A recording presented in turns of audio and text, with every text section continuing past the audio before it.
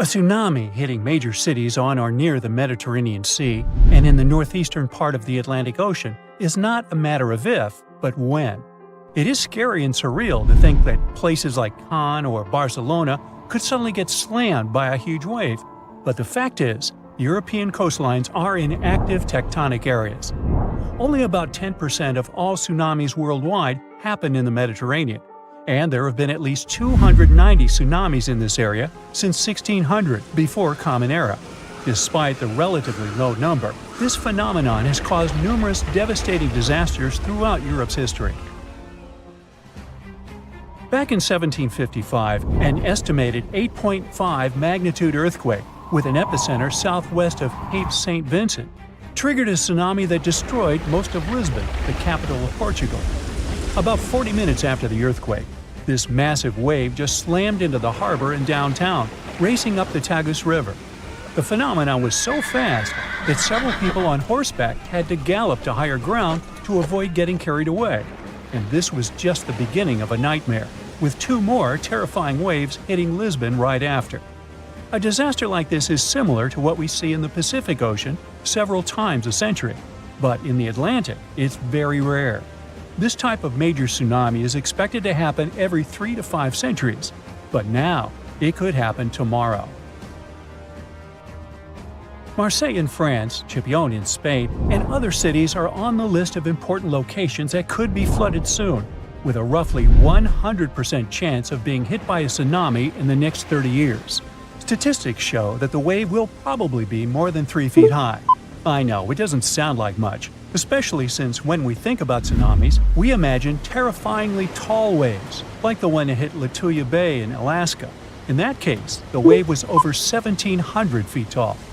But we must remember that even waves only 19 inches high can be dangerous to swimmers, because it's not the height of the tsunami that matters, but also the flow and movement of the water. Not to mention the flooding, which can damage beaches, harbors, and streets. If the coastline has a small harbor and the waterfront is exceptionally low, like Cannes, this natural disaster might be much more dangerous. Tsunamis around 6 feet high can lift cars off the ground, while smaller waves can create walls of water traveling at 40 miles per hour. Plus, there are these smaller events that might not wreck everything, but still can cost a ton of money. For example, large sandbars that move around on the ocean floor, like sand dunes shifting in deserts. They can mess up pipelines or deep-sea cables for internet and communications, and that ends up costing businesses and governments millions of dollars. That's why organizations like UNESCO are worried about the possibility of a dangerous tsunami hitting Europe soon. So they're doing everything they can to prevent apocalyptic scenarios, like what happened in 2004 when an earthquake off the coast of Sumatra, Indonesia, caused waves over 100 feet high in coastal communities, resulting in over 200,000 lives lost. And let's not forget about 2011, when an earthquake off the coast of Tohoku, Japan, triggered a tsunami that reached about 6 miles inland and caused a major nuclear accident at a power station along the coast. Over 16,000 people lost their lives in that tragedy, and the event resulted in billions of dollars in infrastructure damage. These disasters were huge wake-up calls, and we've come a long way since 2004. We're much safer today, largely because the tsunami warning system is highly effective at quickly detecting this dangerous situation. Unlike many other natural phenomena, a tsunami can be anticipated. We may only have a few minutes to act, but if we all know what to do, many lives can be saved. And in most parts of the world, sirens are commonly used to alert people to tsunamis. To sound the siren as early as possible, initial tsunami alerts usually rely only on seismic data. First, specialists receive information about an earthquake. Seismic waves travel about 100 times faster than tsunamis, so they have enough time to analyze the data and see if the earthquake might have generated a tsunami and whether they should issue an initial tsunami alert. At U.S. warning centers, for example, scientists typically issue initial alerts within 5 minutes of an earthquake. If a tsunami is suspected, these alerts may also include information about wave arrival times, recommended actions, and potential impacts. But sounding the alarm is not enough. To save lives, coastal communities also need to be trained to respond fast and in the best way possible. That's why UNESCO produced this program called Tsunami Ready, aiming to train people living in coastal areas at risk on how to act in case of a tsunami event by the year 2030. The idea is to help communities stay safe by teaching them how to protect their livelihoods and safeguard their homes. Being recognized as Tsunami Ready by UNESCO doesn't mean a community is tsunami-proof, of course. It's more like a recognition that they have adopted all possible measures to mitigate tsunami risks. So authorities are helping communities to prepare themselves by installing evacuation signs, establishing security procedures, and creating plans to warn tourists. Like Spain, which distributed tsunami warning signs along the entire coastline, as well as signs showing evacuation routes to higher ground. And Spain better be prepared. I mean, only 7 tsunamis have hit the country since the year 365, so it's difficult to predict the effects of such an event. But they could be devastating, considering that Spanish coastal areas are so economically important. There's also a danger zone in the Averroes Fault beneath the Barents Sea. If an earthquake happens at this point, people will have only 21 minutes to escape a tsunami. UNESCO has also established 12 tsunami warning centers, which cover Europe as well. This initiative involves 5 centers located in the Mediterranean and Northeast Atlantic regions. These centers can save thousands of lives because they monitor ocean disturbances 24/7. Then, after analyzing the threat, they send out messages based on the event's potential to cause a tsunami. The intensity scale ranges from no effect to completely devastating. And by that, they understand that nearly all brick buildings could be demolished by waves, and even the most reinforced concrete structures could suffer heavy damage. Now, so far, we have mostly talked about tsunamis caused by earthquakes along converging tectonic plate boundaries. In fact, earthquakes have accounted for over 80% of tsunamis since 1900. But tsunamis can also result from landslides, volcanic eruptions, and even meteorite impacts.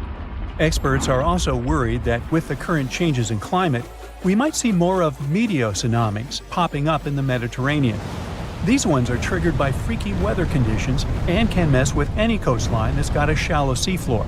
They might not be as huge or famous as the earthquakes ones, but they can still cause significant property damage and put people in danger. For instance, in 2006, a meteotsunami struck the harbor of Ciutadella on the Spanish island of Menorca. Yachts were tossed into each other and later stranded on the harbor floor as the water receded, resulting in tens of millions of euros in damage. Unfortunately, meteotsunamis in the Mediterranean tend to be stronger during summer, so if you're planning to spend your vacation in Europe, stay alert for any signs of dangerous waves. If you suddenly encounter a tsunami moving in your direction, remember this is the time to react. Move to higher ground as far inland as possible. Pay special attention to any emergency alerts and information, and follow the guidance of local authorities. Most importantly, do not wait around taking photos. Leave the area as soon as you notice any signs of this danger event, or if you hear an official tsunami warning. Hey, stay safe. An underwater earthquake opens a huge gap in the ocean floor. A large volume of water moves to fill the crack. At the same time, waves start to spread out from that point. They're just a foot high at first, but the closer they get to shore, the larger they become. When the waves reach shallow waters, they start to slow down. Their lower parts get to dry land first. This creates a vacuum effect that pulls the water away from the coast. The harbor and seafloor are visible now. And then, an enormous wall of water hits the shore. It wipes out everything in its path. Several minutes later, more waves usually arrive. Or it can be a landslide happening near a large body of water. Enormous amounts of forest, soil, and rock roll down into a lake or ocean, producing huge tsunami waves. Volcanic eruptions are responsible for 5% of the world's tsunamis. They can move great volumes of water and generate really big waves. Some tsunamis are caused by meteorites striking into our planet. If one of these red-hot space visitors strikes the ocean, the force of this collision displaces enough water to produce an extremely powerful tsunami. When a tsunami starts, Its waves are usually just 1 foot high. That's what a small wave looks like. It comes up to the waist of the average person. Surfers call such rather big waves double overhead. The largest earthquake ever recorded happened near the coast of southern Chile. It triggered a tsunami that reached Hawaii, Japan, and the Philippines. The tsunami's largest wave was as tall as a 5-story building. The largest wave ever surfed was half as tall as the Arc de Triomphe in Paris. Garrett McNamara set this record in 2011 in Nazaré, Portugal. In 1995, scientists proved the existence of rogue waves, sudden unexpected swells. On that day, they saw an 84-foot wave. It was taller than the world's largest passenger plane Airbus A380. The giant was surrounded by smaller 20-foot waves. Tohoku tsunami waves in 2011 were generated by the strongest earthquake in Japan's recorded history. The highest wave was almost half as tall as the Brooklyn Bridge. Krakatoa's volcanic eruption in 1883 produced the loudest sound ever heard on the surface of the planet. The highest tsunami wave the eruption formed was as tall as the Statue of Liberty. April Fool's Day tsunami in 1946 was triggered by a powerful earthquake near Alaska. The tsunami's highest wave was a bit taller than the Colosseum in Rome. The Boxing Day tsunami started in the Indian Ocean in 2004. It was caused by a powerful undersea earthquake. Its tremors produced a series of tsunami waves. The largest of them almost reached the height of the Leaning Tower of Pisa. One of the most disastrous landslides hit Lodeland Valley in Norway in 1936. An enormous piece of rock, almost twice as large as the Eiffel Tower, broke loose and hurtled into Lofoten Lake. This caused an enormous tsunami wave. It was almost as tall as the Taj Mahal in India. 2017 Greenland megatsunami was triggered by a massive landslide at one of the fjords. The waves that flooded the shore reached the height of Big Ben. A powerful volcanic eruption caused a landslide from a 4,000-year-old lava dome. This set off Unzen volcano megatsunami. The largest wave was half as tall as the Space Needle in Seattle. Fogo megatsunami happened 73,000 years ago, when a part of the Fogo volcano collapsed into the sea. The megatsunami's largest wave was as tall as the Washington Monument. When the upper 1,500 feet of Mount St. Helens exploded, it caused a massive landslide. A part of this avalanche plunged down into Spirit Lake. This caused a wave that was more than half the height of the Eiffel Tower.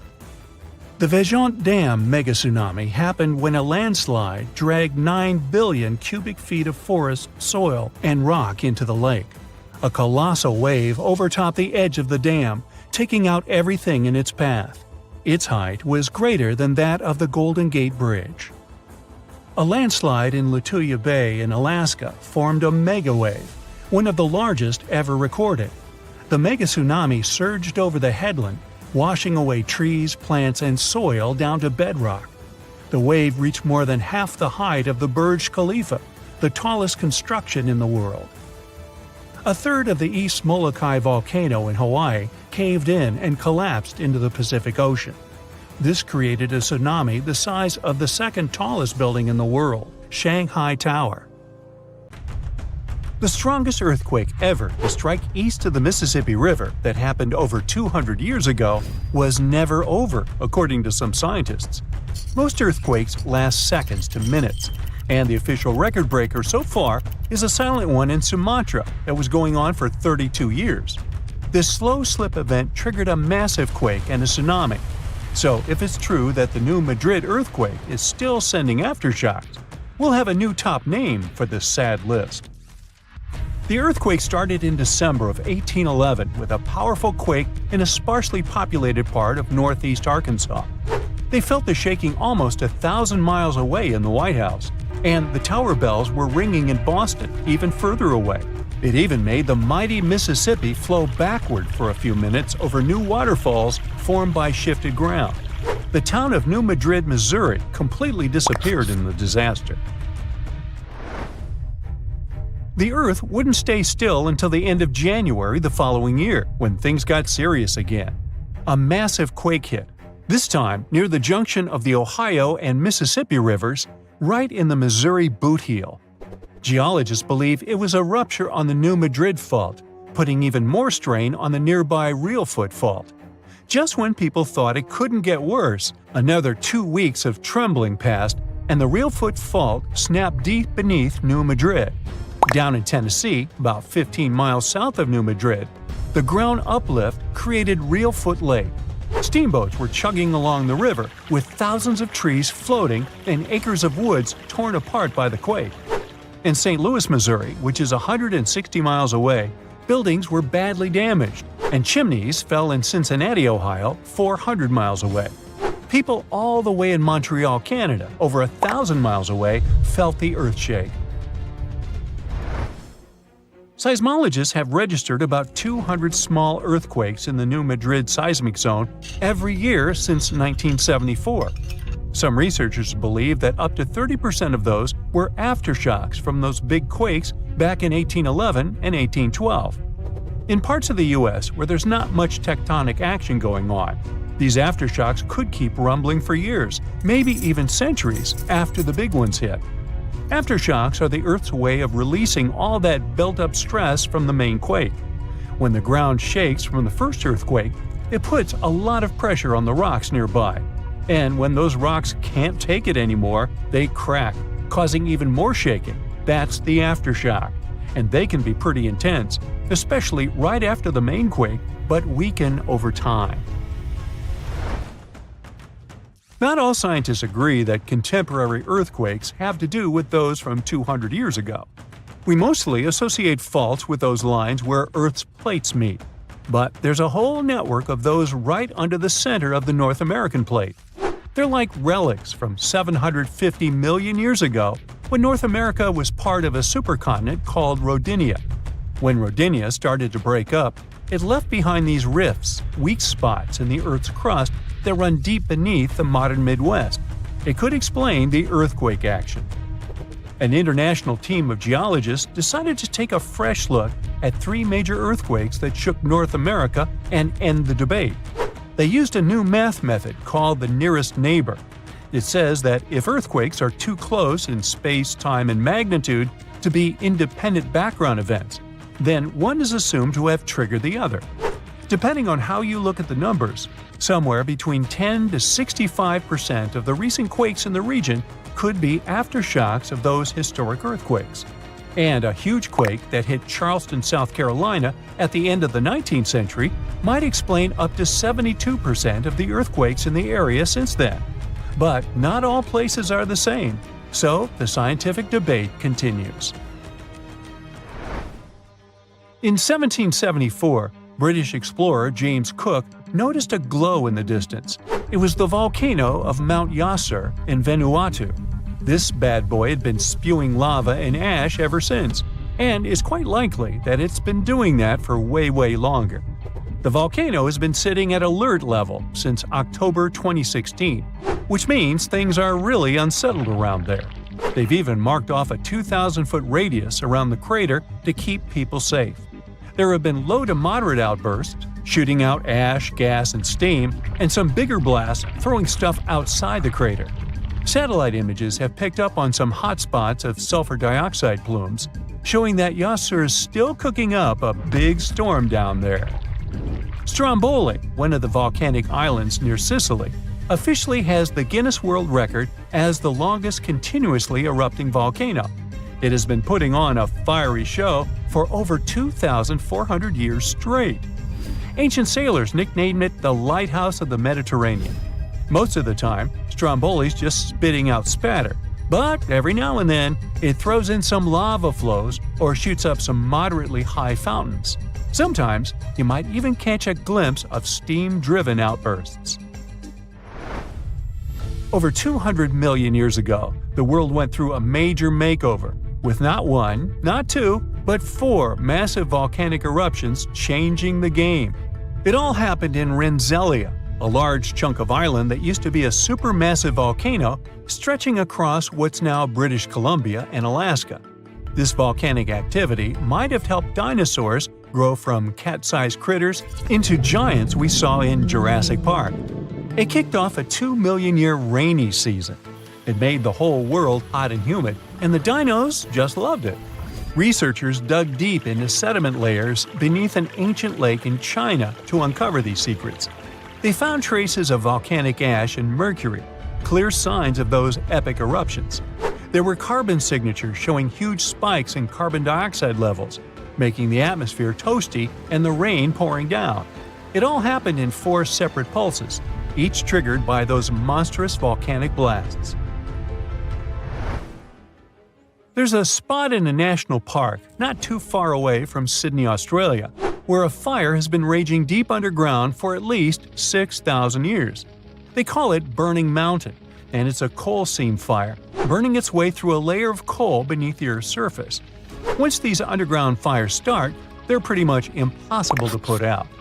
This ball of fire is up to 30 feet wide and extremely hot, but there's no flame, it's smoldering. The fire has been creeping along at a pace of about 3 feet per year. A local farmer first spotted it in the 19th century and thought it was a volcano.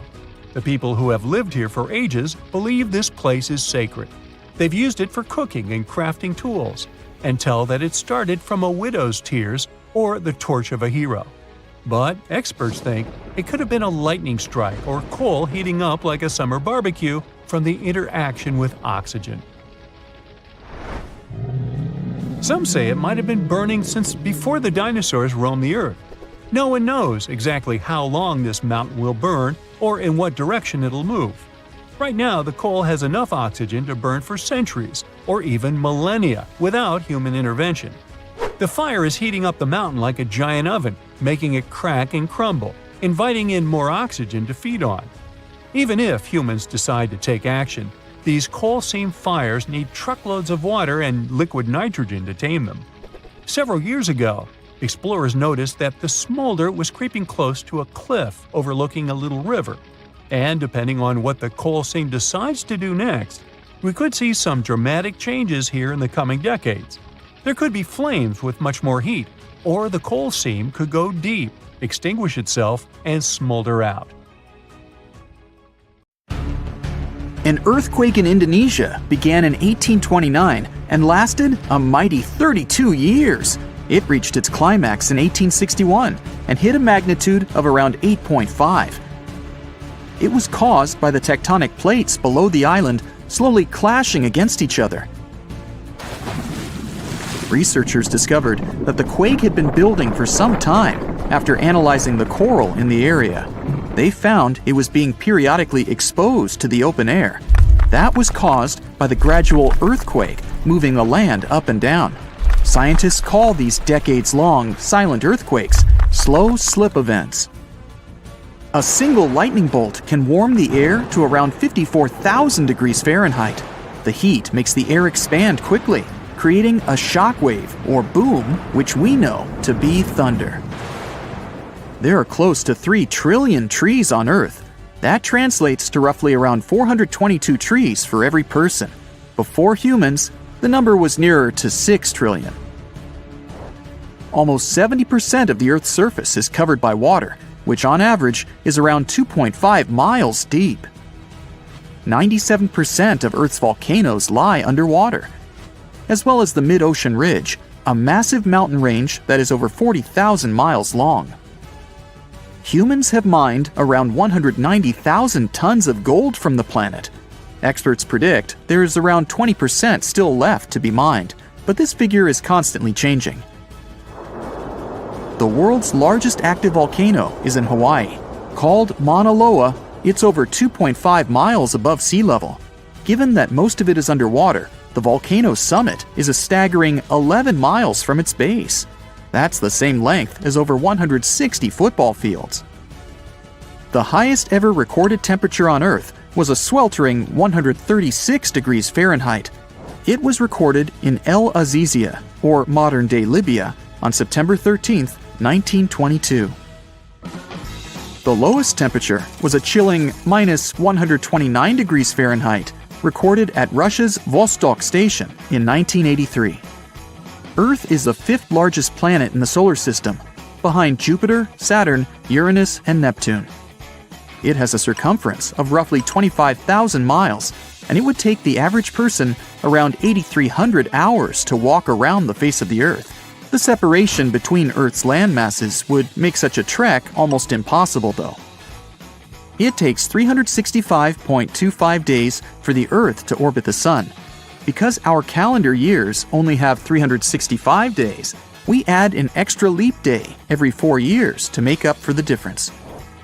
Russia is the largest country on the planet, with a total area of about 6.5 million square miles. It encompasses more than 1/8 of the Earth's inhabited land area, but still has a relatively small population given its size. Earth is the only planet with one moon. Mercury and Venus have no moons, while every other planet has 2 or more. Earth is over 4 billion years old. Scientists calculate this by looking at the planet's oldest rocks, as well as meteorites that have crash-landed. They used meteorites as they were formed at the same time as Earth, when the solar system was forming. The ground we walk on is basically recycled. The planet's rock cycle turns igneous rocks to sedimentary ones, then transforms those into metamorphic rocks, and back again. Like Earth, our moon also experiences earthquakes. They're less common and intense than the ones we have, and are caused by tidal stresses. A tidal stress is basically the relationship between the gravitational pull of the moon on the Earth and that of the Earth on the moon. Despite being the 5th largest continent, Antarctica holds 70% of the planet's fresh water and about 90% of its ice. Bangkok is the most visited city in the world, boasting 23 million visitors in 2019 alone. Paris, London, Dubai, and Singapore make up the other cities in the top 5. The lowest layer of Earth's atmosphere is called the troposphere and is the reason we have weather. Sunlight heats the planet's surface, which causes warm air to rise up to the troposphere. This air then expands and cools as the air pressure decreases and sinks down, where it is then warmed by the Earth again. Coral reefs are the largest living structures on the planet, with some even being visible from space. Coral reefs hold the most species per area of any of Earth's ecosystems, even more than rainforests. Earth got its name around 1,000 years ago, and it comes from the German word meaning the ground, but there's no evidence to show who actually named it. Of all the planets, Earth is also the only one which is not named after a Greek or Roman deity. The deepest point of the ocean is the Mariana Trench. It's a whopping 7 miles below sea level. Coastlines cover about 20% of U.S. land, but are home to more than 50% of the U.S. population. The Earth isn't actually a sphere. It's more like a squished ball that bulges at the equator. The bulge is caused by the force of the Earth spinning, which makes the north and south poles slightly flat. The Earth spins on its axis, which is basically an imaginary straight line. Earth has seasons because the axis is tilted, causing the sun's rays to hit different parts of the planet more directly, depending on the time of year. If the sun was as tall as a standard door, the Earth would be around the size of a nickel. The Earth's rate of rotation is gradually decreasing. It's happening so slowly that it would take as much as 140 million years for the length of a day to increase to 25 hours. Get equipped for any season with brand new Brightside merch. Click the link and grab your print. The biggest animal on Earth is the Antarctic blue whale. It can reach lengths of 100 feet and weigh up to 400,000 pounds, which is around the same as 33 elephants. The temperature at the center of the Earth is around the same as the surface of the Sun, at almost 10,000 degrees Fahrenheit. Earth is around 10,000 times older than humans. Earth is around 4.5 billion years old, whereas humans have been around for, at most, 450,000 years. There are around 34,000 known species of fish. The actual number is way higher though, as a whopping 95% of our oceans still haven't been explored. America's Route 66 is longer than the journey to the Earth's core. the distance to the core is roughly 2,000 miles. Route 66 is almost 2,500 miles. The Earth is made up of three main components: the crust, the mantle, and the core, which is divided into the outer core and the inner core. Scientists have estimated that there are around 8.7 million species on the planet. Out of this, between 1 to 2 million of these species are animals. But roughly 86% of land species and 91% of fish have yet to be discovered by humans. Ancient astronomers used to think that the Earth was the center of the universe. For 2,000 years, they believed the Earth to be static, while other bodies traveled in orbit around us. In 1543, Copernicus published his sun-centered model of the solar system. Earth is the densest planet in the solar system. The density varies across its different crusts, but the planet's average density is just over 3 ounces per cubic inch. Mount Everest is the highest point on the planet.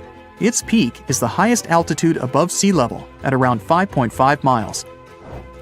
Each year, 1 septillion crystals of snow fall on Earth. That's a trillion snowflakes. Snow covers about 31% of Earth's land area each year.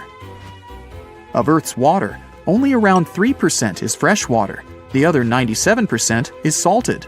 Of that 3%, about 2% is frozen in ice and glaciers. So, less than 1% of the planet's fresh water is actually in lakes, rivers, and underground. The world's largest inland body of water, or lake to us normal people, is the Caspian Sea. It has an area of 140,000 miles squared. The world's deepest lake is Lake Baikal in Russia and is 5,300 feet deep. Earth's atmosphere is roughly 78% nitrogen and 21% oxygen, with small amounts of water vapor, carbon dioxide, and other gases. No other planet is believed to have this much oxygen, which explains why Earth is the only planet where life has been discovered so far. Apart from the Moon, there are 2 asteroids in co-orbital orbits with Earth, sometimes called Earth's second moon. 3753 Cruithne is an asteroid that looks like it's following the Earth in orbit, but it's actually following its own path around the Sun. 2002 AA29 is another asteroid which makes a horseshoe orbit around the Earth that draws it close to the planet every 95 years. Ah, Phoenix. This sizzling gem in the Sonoran Desert isn't just another American city. It's more like a giant oven where you can throw a party, as long as you don't forget the ice. Seriously, if you find yourself here in the summer, brace yourself for some serious heat. We're talking about temperatures that regularly pass 100 degrees. And in 2024, Phoenix hit 110 degrees 55 times during the summer, tying the record set just the year before. Now, I get it if you're not a fan of hot weather, but apparently a lot of people love living in a sauna. Phoenix ranks as the 5th largest city in the United States, and it is the capital and most populous city in Arizona, with 1.7 million residents as of 2024. And if we're talking about the metropolitan area, also known as the Valley of the Sun, the population is almost 5 million. Yet, good luck finding someone actually born here. Out of every 4 Phoenix residents, 3 were born somewhere else. Believe it or not, Phoenix wasn't always this bustling, crowded place. It became one. A few decades ago, it was just a sleepy little dot on the map. Back in the 1940s, the population was around 65,000. It wasn't even close to cracking the top 100 list of the largest U.S. cities. Now, at that time, Phoenix was mostly an agricultural hub, and its economy revolved around what they called the 5 C's: cotton, citrus, cattle, climate, and copper. But things really started to change in the 1950s thanks to one life-changing invention. Drumroll please? The air conditioner. Actually, it was the portable version that came out in 1945, created by an American inventor named Robert Sherman. Phoenix residents owe a lot to Robert for making life bearable during scorching summers. Before AC, people in Phoenix would literally move their beds outside and build sleeping porches. They'd protect that kind of outdoorsy space with light curtains or some kind of net to keep the dust and bugs out. Fun. Anyway, the point is that the air conditioner played a big part in making Phoenix an easier place to live. Since the 1940s, this city in Arizona has transformed from a dusty little town into a sprawling urban jungle, and it's still one of the top 10 fastest-growing metro areas in the U.S. The best part is, it looks like that won't change anytime soon, since this 519-square-mile metropolis is surrounded by rolling desert, with plenty of room to keep growing as far as the eye can see. So, who's dropping everything to move to Phoenix? Well, Californians are the city's biggest fans. According to a recent survey, a third of all new renters moving to Phoenix come from Los Angeles. Okay, that survey might not be the most reliable since it only applies to the source's clients, but it does line up with U.S. Census Bureau data from 2019, which says that 70,000 Californians moved to Arizona in the previous year. The connection between Phoenix and LA is so strong that some people even call Phoenix the next LA. You've got to give Phoenix credit for capitalizing on its proximity to Southern California. The city offers lower taxes, fewer regulations, and lower costs of living, which makes it a magnet for businesses, especially in high-tech and service industries.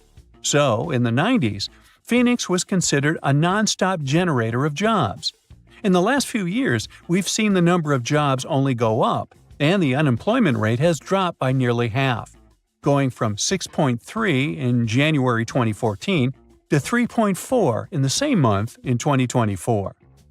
Now, when it comes to big city problems, you can't avoid talking about traffic. But here's another reason why Phoenix is a dream city. It doesn't even come close to the traffic nightmares you find in places like LA. Estimates show that people in Los Angeles waste about 119 hours a year just sitting in traffic.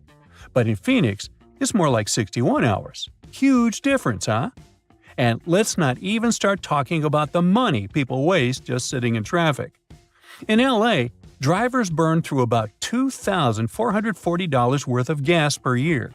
In Phoenix, they waste 25 gallons of fuel, which ends up costing about $952. Yeah, that's still a lot of cash, but compared to LA, come on, that's a steal.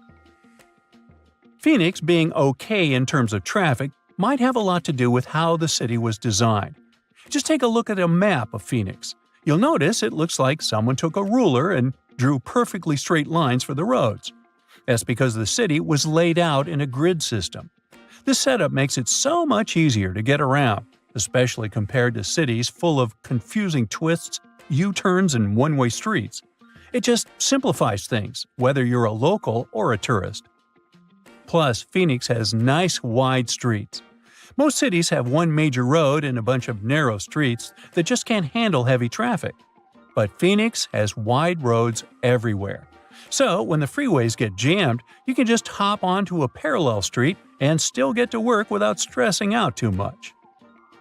When you look at all the job opportunities and the relatively smooth traffic, it's no wonder people are willing to put up with the heat and move to Phoenix.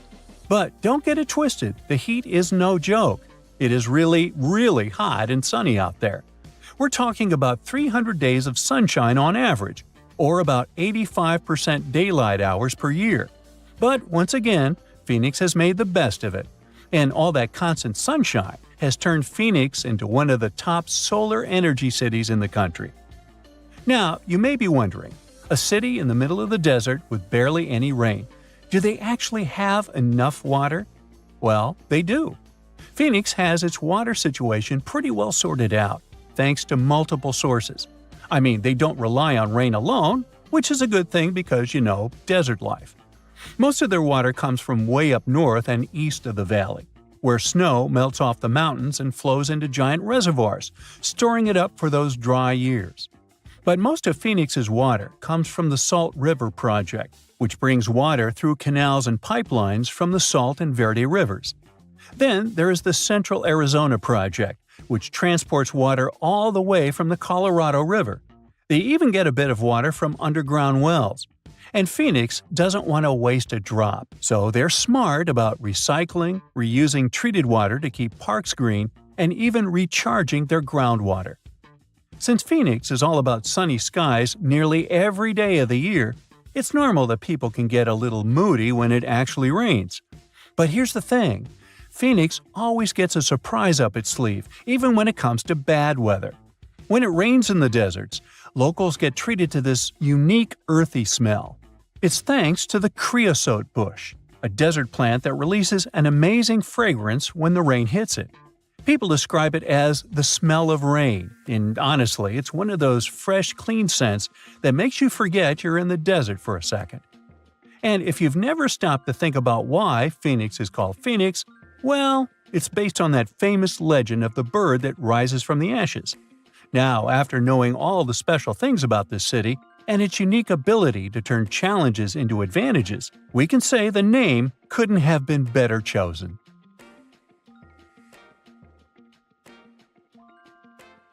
So get this, Taylor Swift takes a flight from Los Angeles to Tokyo that leaves at 10 a.m. on February 20th. She's on the plane for 12 hours, but she lands only at 2 p.m. the next day in Tokyo. That's a 28-hour difference. So, how did this time warp happen? Well, it's all because of this wonky line. This is the International Dateline. You know, that imaginary line that slices the globe in half and decides who gets to celebrate the new year first? It's the Line Islands, by the way. But crossing this line doesn't just make you feel like you've stepped into a transporter. It actually changes your day. Cross from east to west and boom, it's 24 hours later. If you travel in the opposite direction, crossing the line from the western side to the eastern side, you go back an entire calendar day. Now, you'd think that the International Dateline would be a nice, neat, straight line in the ocean where the time zones switch. But in reality, it's as if someone took a ruler and said, let's make this complicated. The line zigzags all over the place, wrapping around islands and causing all sorts of head-scratching confusion. For instance, Big Diomede Island and Little Diomede Island are only 2.5 miles apart, but have a 21-hour time difference. And things can get a little more complicated depending on which time zone a country follows. For example, if you travel 659 miles across the dateline from Baker Island to Tokelau, you must add 25 hours. In other words, that's 1 day and 1 hour. And if that doesn't sound weird enough for you, wait, it gets crazier. When it's 6 o'clock in the morning on Thursday in New York, it's still Wednesday night in American Samoa. Meanwhile, over in Kiribati, it's already Friday. Yep, we're talking about 3 different calendar days happening at the same time because of this one imaginary crazy line. This phenomenon occurs every day between 10 o'clock and 10:59 in the morning. So, why does the International Dateline look so ridiculous in the first place? Well, great question. Although these zigzags may seem completely arbitrary, they actually have a logical basis. It's pretty much a made-up concept based on the Earth's rotation. The Earth is always spinning, thank goodness, and it takes about 24 hours, or a day, to complete one full rotation. To keep things in sync, people took the Earth and divided it into 24 time zones, each 15 degrees apart. But what is the starting point for a day on Earth? Well, basically, people needed to figure out which of these 24 zones or lines would be the starting line, or the chronocenter. They needed a reference point, a line where they could begin adding or subtracting time as you move east or west. That line is what we now call the prime meridian. But here's the catch. Deciding where to put this starting line, the prime meridian, is totally arbitrary. The idea of establishing a line where days begin and end goes all the way back to at least the 1300s. Back then, map makers were doing their own thing, picking their own east-west dividing lines called meridians, which, by the way, is just a fancy Latin word for midday. Without a universal standard for when a day officially started or ended, sailors on long voyages just had to wing it, figuring out how to handle the time they were gaining or losing along the way. So, in 1884, people decided to organize this whole mess. 25 nations gathered at the prestigious International Meridian Conference in the United States with one big goal: to decide on a line that would serve as the official prime meridian. Finally, like it or not, they were determined to create the international dateline that the whole world would accept and would follow from that point forward. The prime meridian was established in Greenwich, England, and the international dateline was placed on the opposite side, running through the 180th meridian. Well, sounds simple, right? But that's when the nightmare really began. The chosen international dateline didn't just wander through uninhabited areas. Oh no! It split some countries in half and created all sorts of chaos. I mean, if you divide the world with a completely straight vertical line, you end up with situations where half of a country is 1 day ahead and the other half is 1 day behind. Take Kiribati, for example. The country is primarily centered in the Gilbert Islands, which sits just west of the international dateline.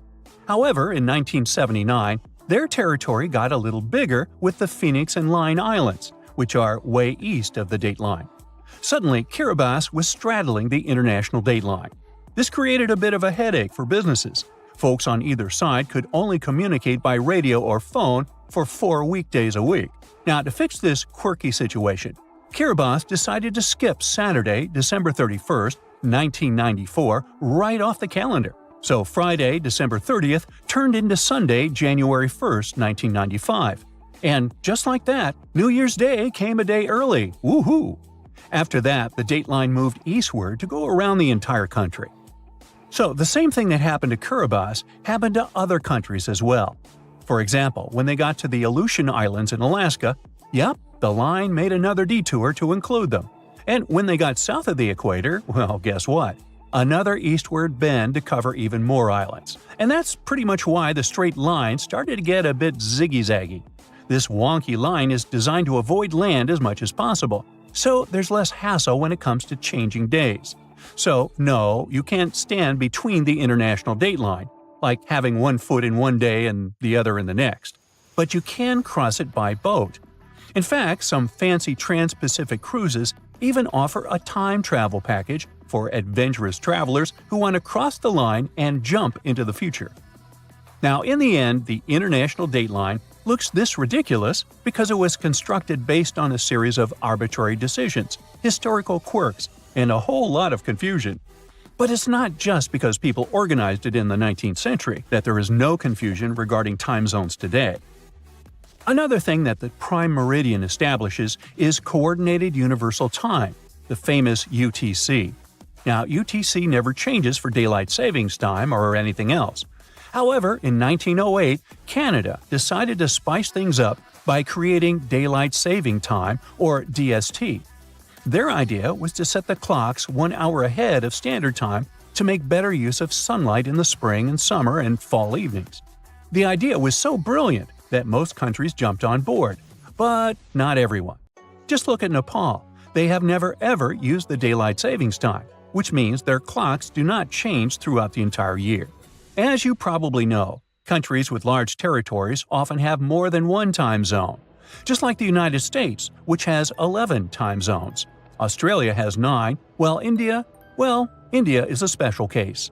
Look, India is a big country with an area that stretches around 1,800 miles from west to east. So it should have 3 time zones in total, but they only have one. This means that the sun rises almost 90 minutes earlier in Dong in the far east than in Gujarmoti in the west. And why do they have only one time zone? Well, basically, because they can. Just remember that the international dateline and time zones are invisible, artificial, and now you know, totally arbitrary. So if a country wants to stick with just one time zone to simplify processes and business operations within its border, then hey, why not? Okay, watch your step now. Millions of gallons of hot magma are gathering in one flow and rising thousands of miles to the surface of our planet.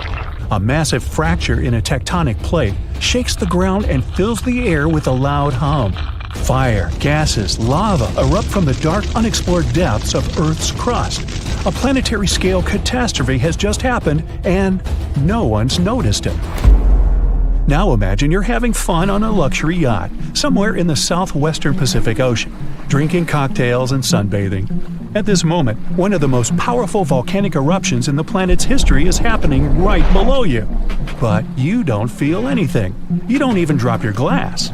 Yeah, you can hear a strange sound coming from the ocean depths. You see foaming water and pieces of pumice floating up to the surface. But it doesn't bother you much.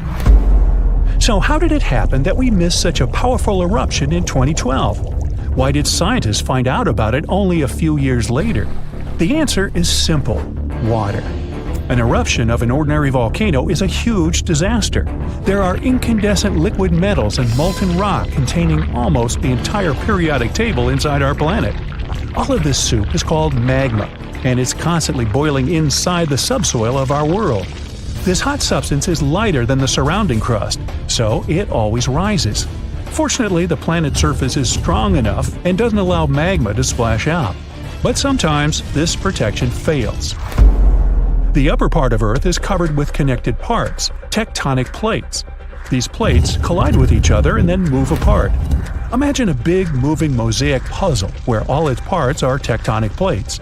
And when a small part of this puzzle gets separated from another, magma immediately comes up. These unstable fault sites with leaking magma are called volcanoes. And when they erupt, it gets hot. Lava flows out of the vent and burns all the vegetation around. This is accompanied by earthquakes and thick black smoke. If a volcano spits out magma too high, it falls back to the surface in the form of fire rain. But the worst thing here is ash. It's not that ash that's left in your grill after a good barbecue, no. Volcanic ash consists of solid particles harmful to any organism. These particles are not burnt wood, but various chemical elements. Volcanic ash is sharp, dense, and tangible. It can block sunlight, cover and destroy all plants, settle in your lungs. If you get too close to an erupting volcano, well, you better have a fireproof suit, oxygen tanks, a gas mask, and an underground shelter.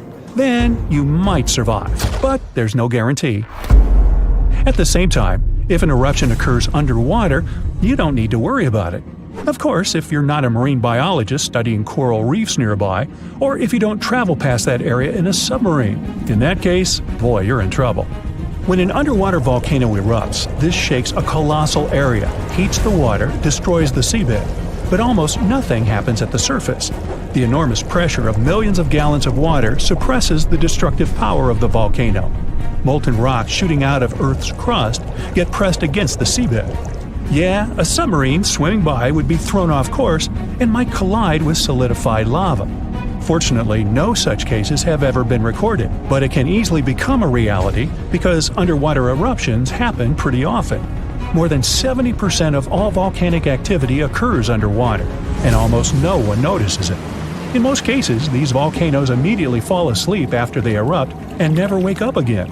But in 2012, something happened, and scientists couldn't ignore it. Big pieces of pumice, the size of a van, began floating up in the southeastern Pacific Ocean. These rocks covered about 154 square miles. There were thousands of them. They look like a group of unknown floating mini-islands. Volcanic stones were scattered in the ocean over the area twice as large as New Zealand. Scientists determined the full scale of the disaster with the help of deep-sea sonar devices. They studied the seabed at a depth of 4,000 feet for a long time and found 14 craters from which magma had flowed during the eruption. The seabed was covered with frozen lava flows and tons of ash. The researchers found that more than a third of the erupted volcanic material surfaced and was scattered all over the place. The rest remained at the bottom. This wiped out all marine life in the area.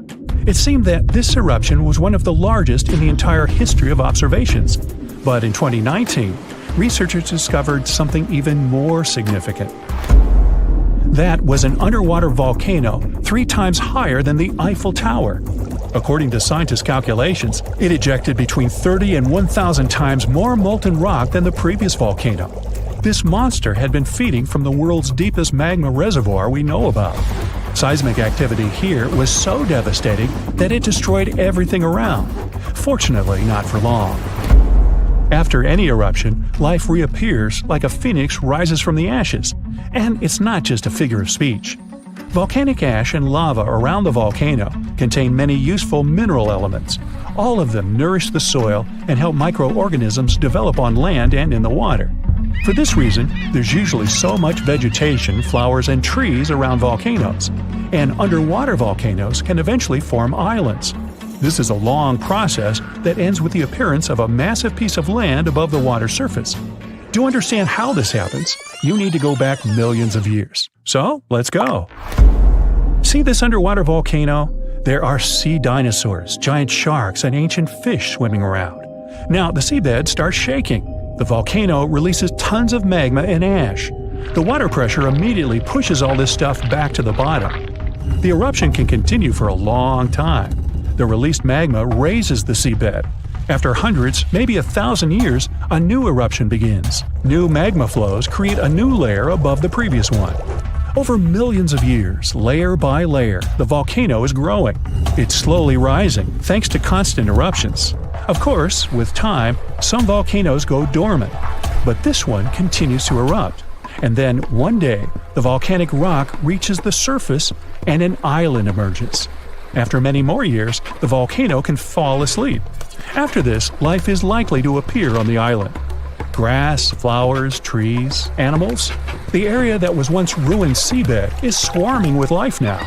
Volcanic islands have unique ecosystems because they develop separately from all the continents. Observing such islands helps scientists understand how life on Earth evolves. New species of birds, animals, insects can live on these chunks of land. Hundreds of islands around the world appeared thanks to eruptions of underwater volcanoes. You can find them in Hawaii, Indonesia, Iceland. Many of them are inhabited by people who build villages and towns there. There were cases when a volcano erupted when people literally lived on top of it. That's what happened on the small island of Aogashima, located to the south of Tokyo. People built a beautiful town right in the crater of an active volcano. And in May 1785, an eruption began. Nobody expected this to happen. At some point, thousands of birds rose in the air and flew away from the island. Then the ground began to shake. A heavy, low sound shook the air. Thick smoke appeared above the top of the green volcano. The crater started spitting dirt, huge rocks, and red-hot pieces of magma into the sky. The disaster lasted several weeks. People somehow managed to evacuate. Then, finally, the volcano calmed down. After that, a long process of recovery started. The inhabitants of the town rebuilt houses, roads, infrastructure. More than 200 years have passed since that moment, and during this time, the volcano never woke up. And despite the risk of a new eruption, people continue living there. The population is growing. Many people from other cities and countries come to live there. The main reason everyone loves this place is that it looks like a paradise. Nobody wants to leave the island. There are thermal springs where you can bathe, dense jungle with many beautiful animals and trees. The soil is rich, and you can grow tasty fruit and vegetables there. The water near the coast is swarming with fish. Every day, you can enjoy the incredible landscapes of the island. Seismological services constantly monitor the situation, and about 800,000 years ago, I wasn't around then, a gigantic asteroid soared through space and plummeted toward Earth. It slammed into our planet with enormous force. It blanketed 10% of Earth with shiny black and green lumps of rocky debris known as tektites. Tektites are pieces of rock that get liquefied by the heat of a meteorite impact. Then they cool down to look like dark, glassy pebbles. A trail of these tektites was strewn across Southeast Asia and reached all the way to eastern Antarctica. This is how scientists know this giant meteorite crash happened. Well, researchers spent nearly 100 years trying to find the gigantic crater caused by the impact. But tektites were too widespread. That's why they couldn't pinpoint the exact location. Until recently. A team of experts from different universities tried to discover the ground zero of the meteorite impact. They investigated several craters in China and Cambodia, but none seemed to be created by a meteorite crash. The experts then decided to investigate Laos. It's a country where they discovered the largest and most concentrated number of tektites. After ruling out all visible craters, the team came up with a new theory. What if the crater is hidden by something? In search of the potential crater, the scientists measured gravity readings at different locations all across Laos. At the site of an ancient volcanic eruption, below thick, dense layers of cooled volcanic lava, they discovered a severe gravitational anomaly. It turned out to be a large, elongated crater, over 300 feet deep and spreading 8 miles wide and 11 miles long. Based on the location and the crater's enormous size, scientists believe this is the impact site of the ancient meteorite. Meanwhile, over 2 billion years ago, long before the age of dinosaurs, Earth was struck by one of the largest asteroids to ever hit our planet. The asteroid was approximately 6 to 9 miles across and created the biggest impact crater on Earth. This is the Vredefort crater. You can find it in present-day South Africa. When it was formed, it had a gigantic diameter of 186 miles. Over the centuries, the massive crater slowly eroded away into the Vredefort Dome. That's a rocky hill formation that was the central site of the asteroid's impact. This formation is so large that it can be seen from space. Today, the Vredefort Dome is a recognized World Heritage Site. It's also home to several towns and communities that encourage tourists to come and visit the ancient crater. In 1943, one pilot strayed from his regular flight path to avoid dangerous weather conditions. Flying over Quebec, Canada, he spotted a large, perfectly circular basin. That is how the Pingualuit crater was discovered. Around 1.4 million years ago, a meteorite hit this spot, creating this small but deep impact crater.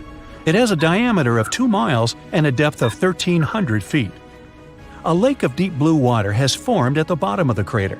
It's said that this lake contains some of the purest water in the world as it has no inlets or outlets.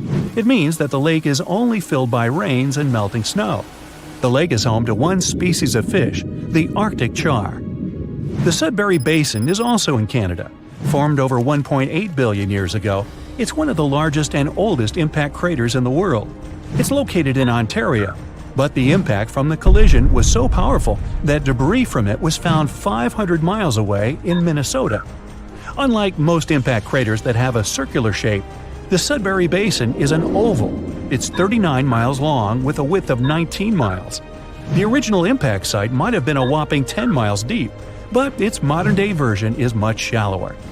The asteroid that created the basin carried a high concentration of natural minerals. This made the soil in the crater incredibly fruitful. Today, its floor is home to numerous fruit and vegetable farms. The unique crater formation of Sudbury Basin was used to train Apollo astronauts before they embarked on their missions to the Moon. Perhaps the most famous meteorite of all is the Chicxulub.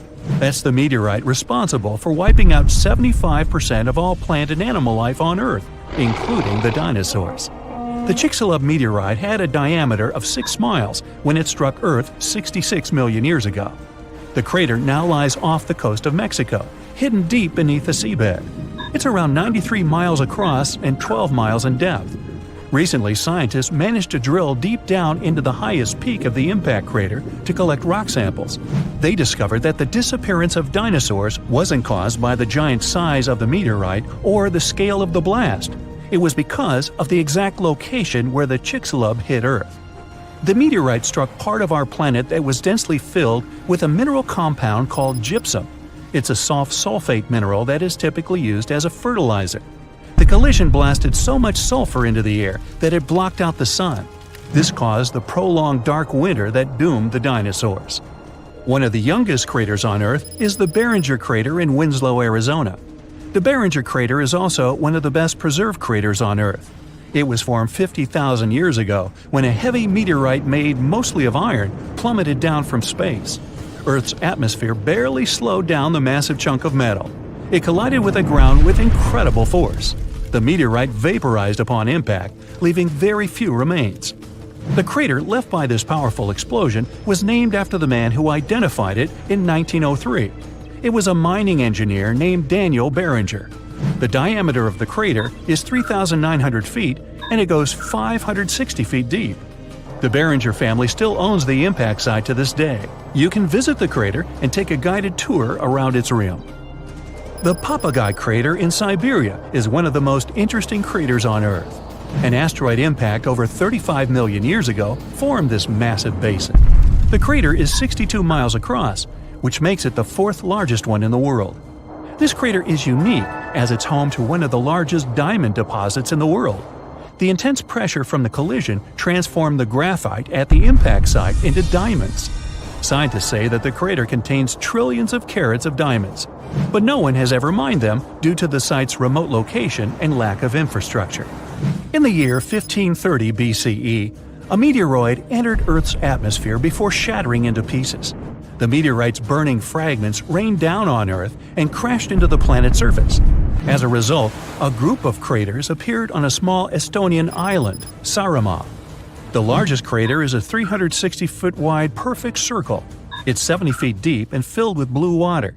8 smaller craters that appeared during the collision can be found within a half-mile radius of the largest crater. The impact of the meteorite fragments caused the trees on the islands to catch fire. Almost all forests burned down. Luckily, the woodlands have now grown back, and the craters are a popular hiking destination for tourists. A meteorite struck the area we now know as Quebec, Canada, around 200 million years ago. This collision created the 6th largest impact crater in the world. It had a diameter of 40 miles. Over the century, the outer rim of the crater has filled up with water. It's now known as Manicouagan Reservoir. The impact crater lake is so large it can be seen from space, and its strange shape gave the lake its nickname, the Eye of Quebec.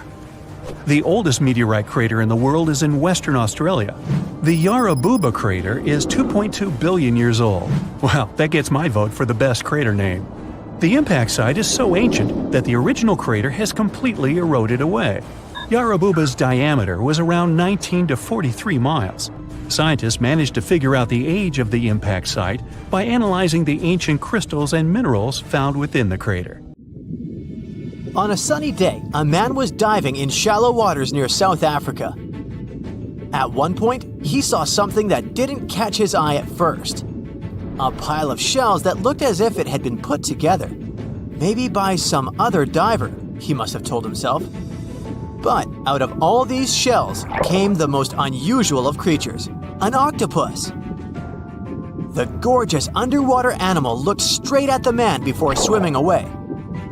Impressed by his new acquaintance, the diver started visiting the octopus every day. He watched it use shells and seaweed to protect itself and learned how it hunted and cared for its eggs. All these encounters became the basis for a now famous documentary. In the movie, the diver wanted to study the relationship between a wild octopus and its observer. Initially, the octopus was a bit too shy to let the man get close. But over time, it began to trust him and even explored his body. At one point, the octopus even rested on the diver's chest. The man soon began to look at the underwater creature as his octopus friend. Sure, the documentary did make it look like a true friendship, but that was most likely because of all the close-ups and eerie music. But you can't really know what the octopus is thinking. Maybe what looks like tenderness is just curiosity or confusion. Maybe an apparent hug is really just a defense mechanism. Some people may love octopuses, but can they really be friends with a human? Until they learn to talk, I guess we'll never know. That doesn't make an octopus less of an interesting creature, though. Apart from those quirky sets of tentacles, obviously, octopuses have another characteristic that sets them apart from other sea creatures. A recent study that involved studying the footage of octopuses living underwater shows that they sometimes develop this unusual behavior. They seem to throw things at each other on purpose. It can be anything from dirt from the bottom of the sea to shells or rocks. Octopuses are known to be solitary creatures, so when something or someone, like an underwater camera person, gets too close to them, they might lash out. Just as we have yet to discover the limits of our galaxies and constellations, we know very little about the bottom of the sea.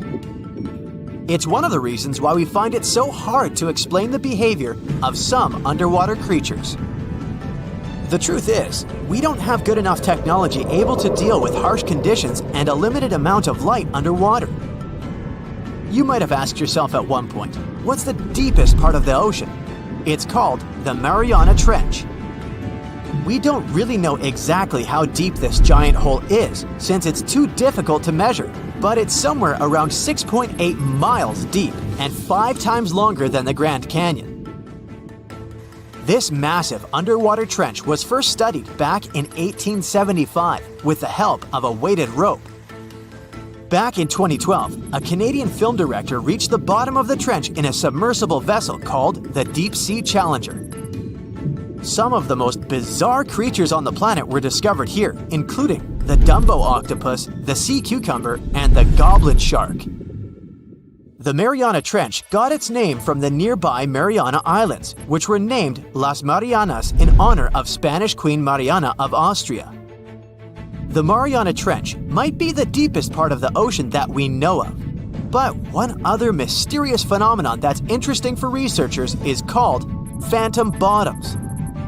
In the late 1940s, when the sonar became standard equipment, ships and submarines noticed unexpected signals coming from the ocean. Those signals came from areas where no seafloor was supposed to exist. What's even more mysterious is that this fake seafloor appeared to move. One researcher at Scripps University found out that these phantom bottoms showing on maps were indeed alive. They were made out of a layer of jellyfish, shrimps, and other deep-sea creatures. The reason why they move is that they rise to the surface at night to feed. To top it all off, even the way these creatures move is kinda calculated. They don't just move randomly, but seem to gather together by species. We used to believe underwater animals behave this way only to avoid being caught by predators. It's a mystery to scientists why they group in the same way to form a fake seabed. Our curiosity about the deep waters doesn't stop at the seafloor. If you went on a vacation to the beach when you were young, you probably remember the fun of digging in the sand. As the hole got deeper, you may have asked yourself, could I dig all the way to the other side of the Earth? None of us have ever found out. Our parents took us home when it got dark and chilly. Scientists are more reasonable when it comes to this subject. For starters, they know the best place to start digging would be underwater, since those regions are already deeper than what we can find on land. They also do not have the ambition to drill a tunnel through Earth. It's not even possible. That's mostly because of the extreme heat and pressure inside our planet. Even if we could technically dig a tunnel, it would not be safe to travel through it. However, reaching the mantle and retrieving a sample would be a huge scientific achievement, similar to landing on the moon. What we live on is called Earth's crust. Underneath it, there are other layers called the mantle, outer core, and inner core. Researchers have been trying to drill into Earth's mantle since the 1960s, but they haven't succeeded. Some failed due to technical issues, and others were unlucky and chose the wrong places to drill. Our planet's mantle is made of molten rock. Wouldn't that be dangerous if we ever reached it? Scientists say we have nothing to worry about, though. If and when the drillers eventually pierce through the crust underwater, hot molten rock won't pop up the hole and spill onto the seafloor like it would during a volcanic eruption. Mantle rocks aren't solid, sure, but they move slowly, at the same speed as your fingernails grow. Another of those famous deep-sea mysteries is that of the 1997 bloop. You heard that right. I'm talking about a weird sound that seemed to come from deep under the waves.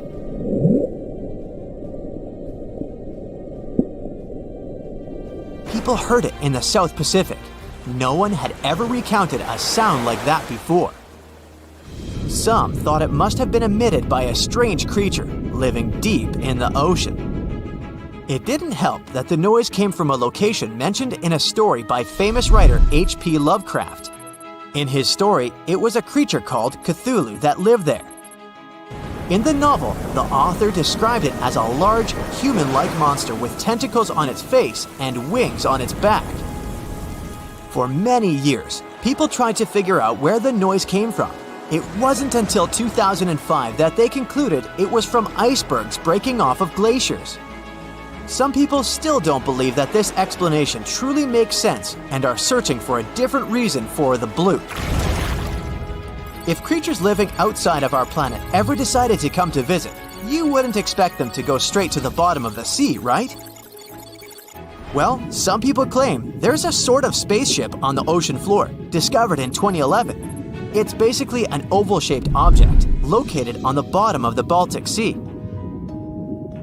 In 2012, a team of divers explored the anomaly and found what appeared to be a staircase and other structures on its surface. This only added to the belief that the large object had been made by someone and wasn't just a natural phenomenon. Even more bizarre, close to the unidentified anomaly, the explorers' electrical equipment, like sonar instruments and satellite phones, started to malfunction. Some scientists believe it just to be a glacial deposit or some other natural formation, but they still don't know for sure what it is. If all the volcanoes on Earth suddenly erupted together, it'd be loud. We'd also have around 1,500 of these formations bursting at once. Now, normally it's just 10 to 20 volcanoes that are active each day. But what would the world look like if they all blew their tops simultaneously? Geologists think it wouldn't be pretty. Even if only the land volcanoes erupted together, it would set off a chain reaction way worse than anything we've ever seen before. The two big problems would be ash and volcanic gases. While the explosions in lava would be damaging for people nearby, the real danger lies in what happens next. A thick layer of ash would cover the planet, blocking out sunlight completely. No sunlight means no photosynthesis, which means crops would fade away and temperatures would drop considerably. And all this ash cloud could remain in our atmosphere for up to 10 years. Now, ash aside, there's also acid rain to worry about. Volcanic gases like hydrochloric acid and sulfur dioxide would mix with the atmosphere and fall back down as acid rain. This type of weather would harm the groundwater and ocean surfaces. Even if humans would find a way to survive up to this point, we'd have no corals and no other sea creatures around. Scientists have seen similar events in Earth's history at a smaller scale. Big volcanic eruptions have been linked to mass extinctions. When Mount Pinatubo erupted in 1991, it cooled parts of the world for 2 years. But the extra carbon dioxide from these eruptions could also heat the planet, the same way we turn our stoves to broil for that extra crispy layer on our casserole. Geologists also mentioned that there's evidence in our atmosphere that stuff like this may have happened in the distant past. During the Cretaceous period, carbon dioxide levels were way higher than today, which made it difficult for marine life to thrive. Who would survive all this? Probably just some extremophiles, these organisms that survive in harsh conditions like hot springs or deep undersea vents. As for humans, we could all lay low in underground bunkers until things clear up, or build multiple space stations that could fit us all. Yeah, right. The chances of all volcanoes erupting at once, though, are very slim. Whew! That's because there isn't one giant source supplying all the volcanoes on Earth. Each one of these openings has its own deposit of magma, except for a few cases where they indeed share the supply. For example, in 1912, Nova Rupta in Alaska erupted alongside another volcano sharing magma. Scientists have also found evidence of magma hiding under volcanic areas, like under the Taupau volcanic zone in New Zealand. This magma can spread out horizontally for long distances, but is still just a local feature. Even if we consider all the magma under Taupau as one system, it's not connected to other volcanic areas like Indonesia or the Philippines. Because the great majority are isolated, volcanoes can't sync up to erupt at once. The magma comes from different processes like mantle decompression or adding water to the mantle through subduction. There's no way to make all these different volcanoes erupt together because of how tectonics work. Now, that doesn't mean we won't see interesting volcano activity in the future. Take an underwater area near British Columbia, where recently about 200 small earthquakes per hour have been noted. Deep beneath the Pacific Ocean floor, off the coast of Vancouver Island, magma is set to erupt, heating the water so much that it'll bubble like soda. However, this event will likely go unnoticed by anyone other than scientists. The anticipated eruption will most likely happen around 3 miles below the ocean surface. Scientists explain that the earthquakes range from negative to 4.1 magnitude, meaning only those nearby would feel any tremors. This unusual activity gives us a rare opportunity to study how the Earth's crust forms. The magma beneath the ocean floor is estimated to be almost 1,500 degrees Fahrenheit, but will cool rapidly upon eruption and contact with water. This runny rock will solidify upon contact with the seafloor, turning black quickly. This event will be useful for biologists too, who will have the opportunity to study the marine animals' response to any changes, like run! Antarctica, often seen as a vast icy continent, also holds a volcanic surprise beneath its frozen surface. Researchers have identified over 130 under the western ice sheet alone, making it the largest volcanic region on Earth. Most of these volcanoes, about 90, were only recently discovered in 2017. But could any of these Antarctic volcanoes actually erupt? Well, it depends on which volcano we're talking about. While these formations are relatively young in geologic terms, it's hard for scientists to tell if they're still active or not. There are only 2 confirmed active volcanoes in Antarctica, Deception Island and Mount Erebus. The latter, standing tall as the highest peak on the continent, has been continuously erupting since at least 1972. It's known for emitting gas and steam, and sometimes even throwing out rocks in what are called strombolian eruptions. One of its most notable features is a persistent lava lake in its crater, a rare phenomenon due to specific conditions needed to keep the surface molten. For instance, it's fueled by a steady supply of magma from deep within the Earth's mantle. This continuous inflow of molten rock provides the material for the lava lake to exist. It also features low ambient temperatures. Despite its location in Antarctica, Erebus has relatively mild temperatures in its summit region because of the heat generated by the volcanic activity. This allows the lava lake to remain liquid rather than freezing over. Deception Island, another active volcano, last erupted in the 70s. While it's currently not showing signs of imminent eruption, it's being monitored closely for any concerning activity. Apart from these 2 being confirmed to be active, Antarctica is dotted with fumaroles, openings in the Earth's crust that release gases and vapors. Sometimes these fumaroles can create icy towers reaching heights of 10 feet.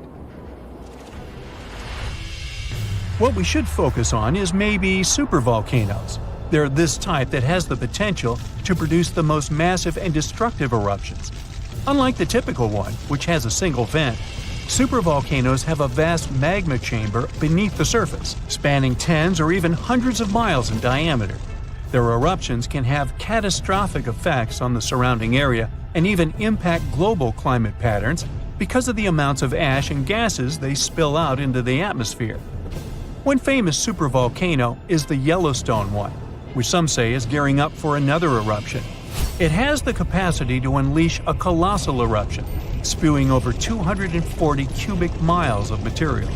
As much as we'd like to predict its behavior, volcanoes don't stick to a calendar. On the contrary, eruptions simply happen when there's enough magma beneath the surface. There also needs to be enough pressure for the magma to travel upwards. As far as we can measure, these conditions are not currently met at Yellowstone.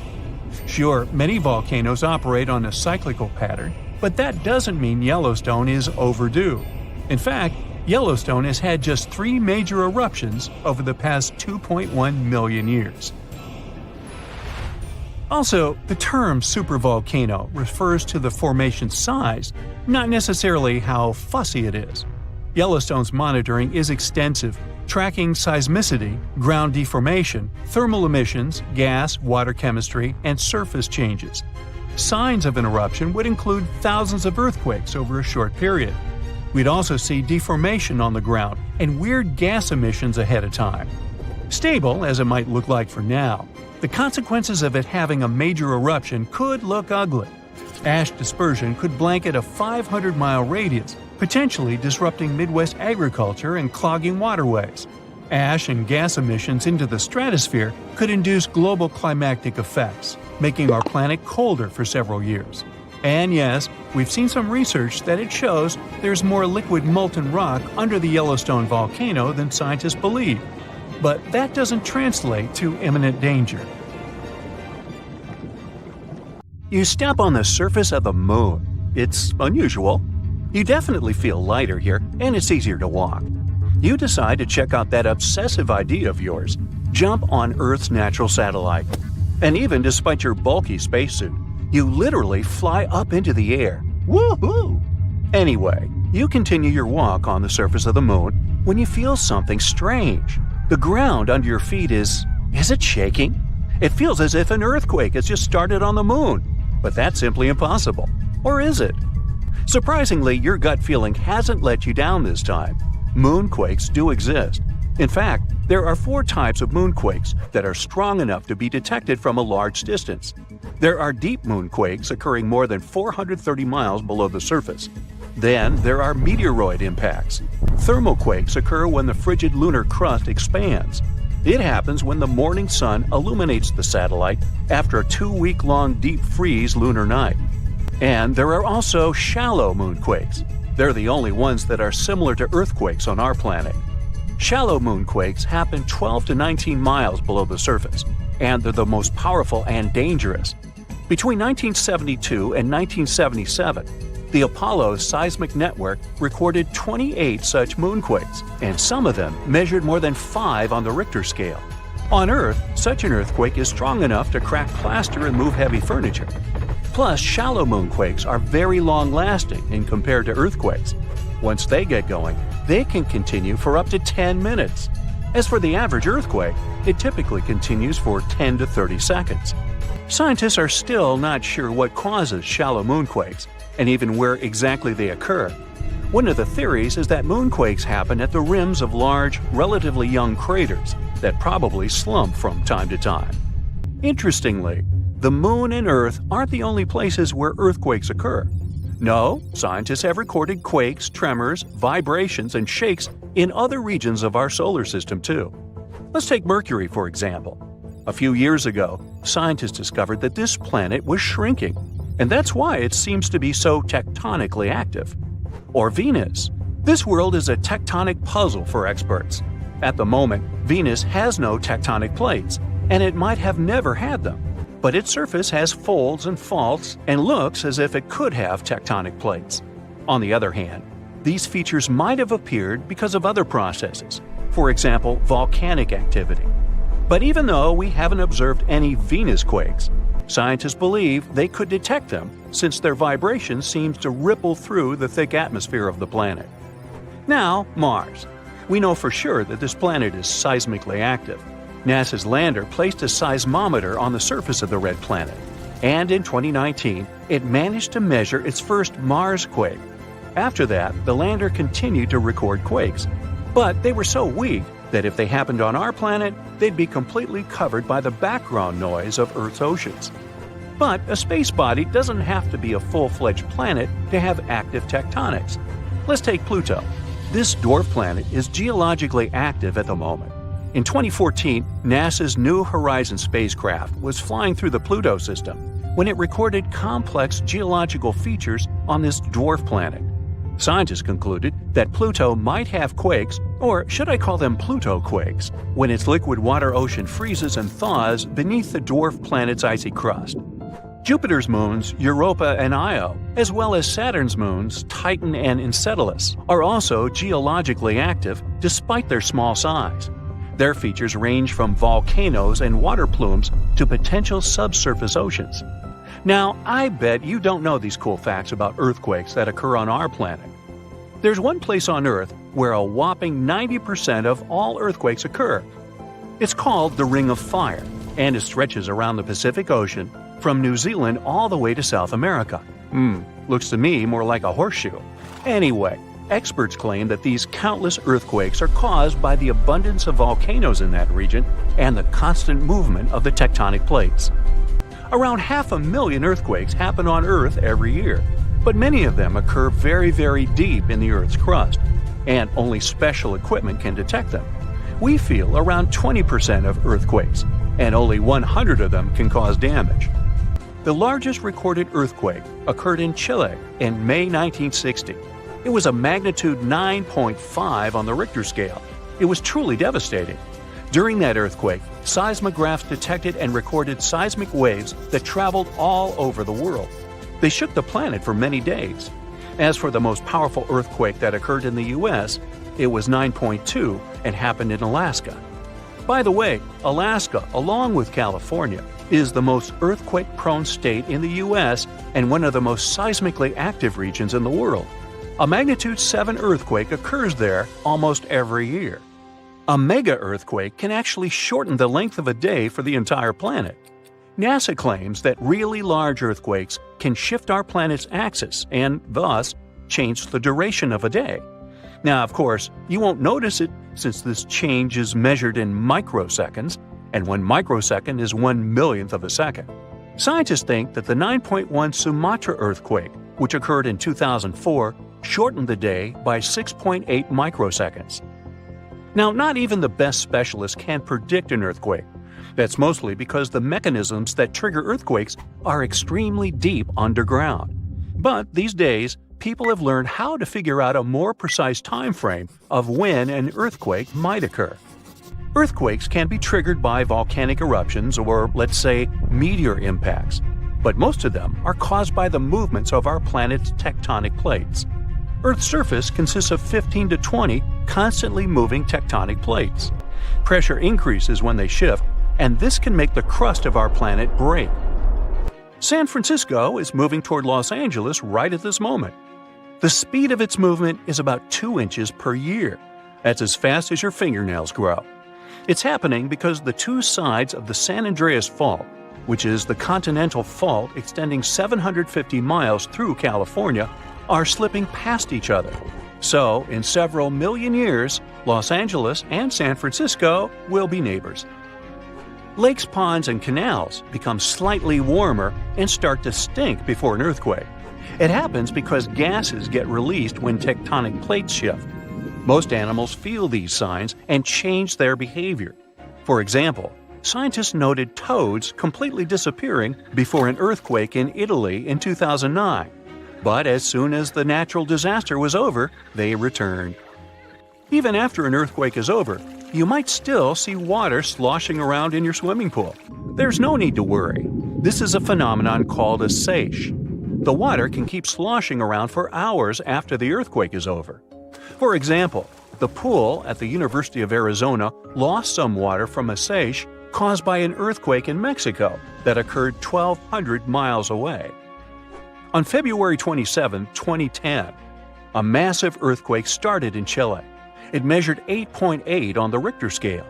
As a result, Earth's crust in that region was ripped so dramatically that a city called Concepcion moved 10 feet to the west. Another earthquake resulted in the tallest mountain in the world, Everest, shrinking by 1 inch. It happened in 2015 when a magnitude 7.5 earthquake caused several Himalayan mountains to decrease in size. The Japanese used to believe that earthquakes were caused by namazu, a giant catfish that lives submerged in the mud under the Japanese islands. The fish would thrash about, causing seismic activity. As for the ancient Greeks, they were sure that a powerful sea deity, Poseidon, produced earthquakes by hitting his trident against the earth when he was angry. According to Hindu mythology, 8 elephants hold Earth in place. They are, in turn, balanced on the back of a ginormous turtle, standing on the coils of an even larger snake. And every time any of these animals moves, an earthquake occurs. A magnitude 15 earthquake has the potential to completely destroy our planet and evaporate all the water in a matter of seconds, leaving Earth uninhabitable. Over 500,000 earthquakes happen annually, but none have a magnitude of 15. 90% of quakes occur in the terrifying Ring of Fire zone located around the Pacific Ocean. The ground there is like jello. It shakes almost constantly. The most powerful earthquake to have ever struck Earth had a magnitude of 9.5. That much power can lengthen or shorten the day. But there's probably an earthquake in the confines of your own home now caused by a speck of dust landing on a table. But it has a power of negative 15 magnitudes. Earthquakes happen when tectonic plates move. They're like Lego pieces that are not properly secured, and when they move up, down, or hit one another, the ground also moves, triggering earthquakes. This tectonic energy acts like a battery. It stores energy for a long time, up to 500 years. When this stored energy is released in a sudden burst, the consequences are horrifying. Even the strongest structures submit to this relentless force that leaves a trail of destruction in its path. In some instances, earthquakes can even trigger tsunamis, amplifying the chaos. Such a crazy amount of power can split the ground open and cause severe damage. The strength of an earthquake is measured by the Richter scale. but now it's being replaced by the moment magnitude scale. When there's an earthquake, we hear about how strong it is. It's usually from 1 to 10. Luckily, we haven't had a Richter scale earthquake yet. The most powerful earthquake to have ever happened in modern history occurred in Chile in the 60s. It was around 9.5 on the Richter scale, and it altered Earth's rotation and messed up the length of the day by around 2 milliseconds. It also triggered a massive tsunami and affected a vast area of 155,000 square miles. The Richter scale doesn't actually have a limit. Still, anything above 25 doesn't need measuring, because if that ever happened, we would simply turn into dust, and nobody would care to measure this disaster. As we said, the strongest earthquake had a magnitude of 9.5. If this magnitude had been just 0.5 stronger, it would have created a ruptured line 2,174 miles long. That is almost 7 times the size of Wyoming. A magnitude 11 earthquake would create a crack halfway around the world. Massive tsunamis would hit coastal areas, destroying everything, and Earth would get into a massive environmental crisis. If you love hiking, you would have new mountains to explore, created by the terrifying earthquake. Even the temperature would increase because of volcanic eruptions and the resulting greenhouse gases. It would turn our planet into a hot oven. The safest places would be far away from any buildings, seas, oceans, and mountains where there would be a low chance of a landslide.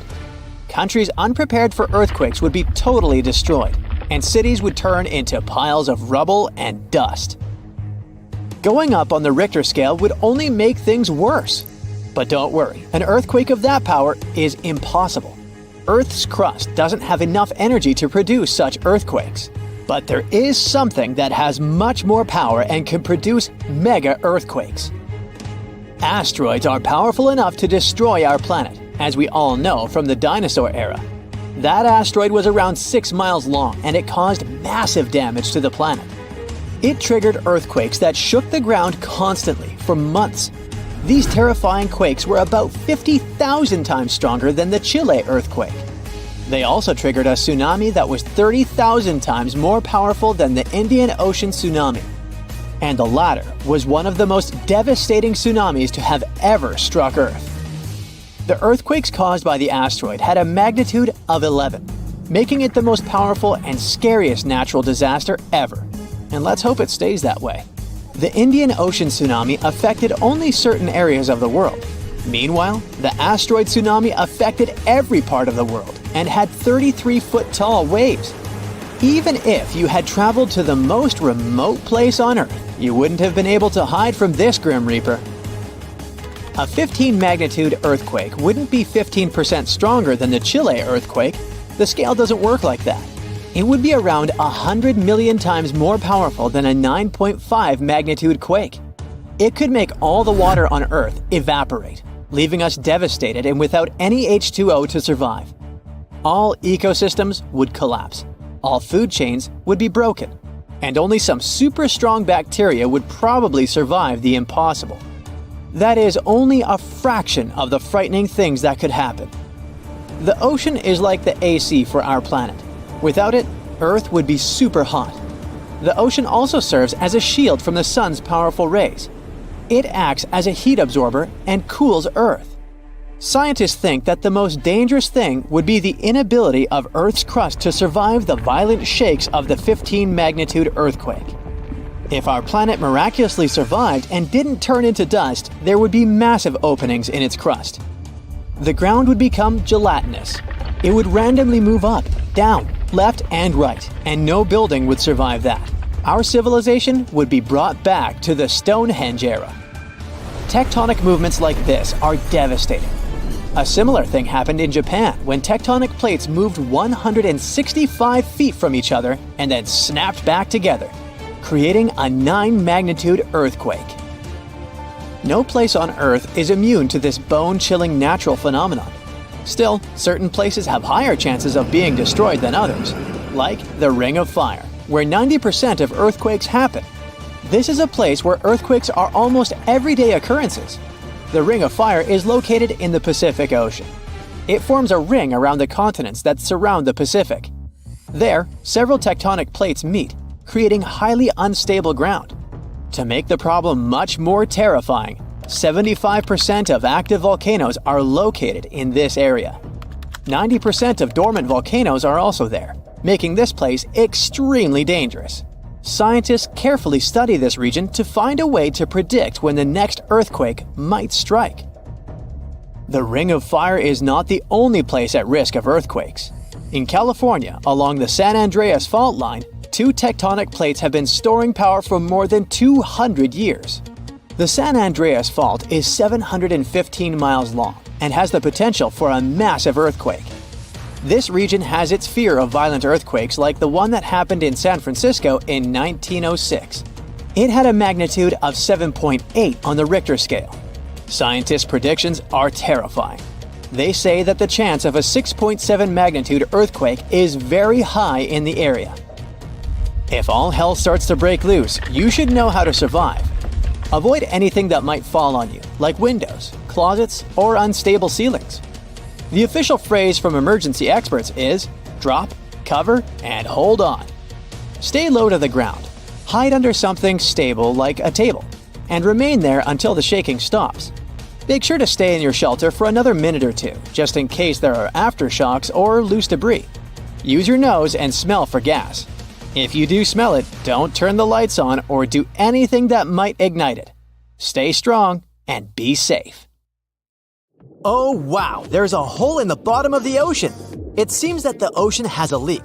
But it's not like a leak you would expect, where water is flowing out. It's more like a spring since water is flowing in, not out. This unique leak is something we know as Pythia's oasis. A grad student was the one who accidentally discovered it. He noticed bubbles that were rising to the surface. Normally, bubbles in the ocean tell us there might be some hydrothermal vents, which are hotspots for some pretty cool things. These vents are actually like hot springs on the seafloor, but instead of bubbling with warm water, they release a fluid that has been superheated in the crust of our planet. When seawater seeps into these cracks and travels deep into the crust, it comes into contact with the extremely hot mantle. This heats seawater to very high temperatures, and as it moves back up towards the surface, it carries dissolved gases and minerals. When the hot fluid shoots out of the vents, it mixes with the surrounding seawater and quickly cools down. Just a short distance away from the vent, the temperature can drop to a comfortable 68 degrees Fahrenheit or so, which is, as it seems, exactly what some creatures like. And there are some real weirdos living down there in the darkness, like ghostly fish, giant red-tipped tube worms, and a unique type of shrimp with eyes on their back. And some of them, like tube worms and bacteria, rely on the chemicals and minerals released by the vents to survive in harsh conditions.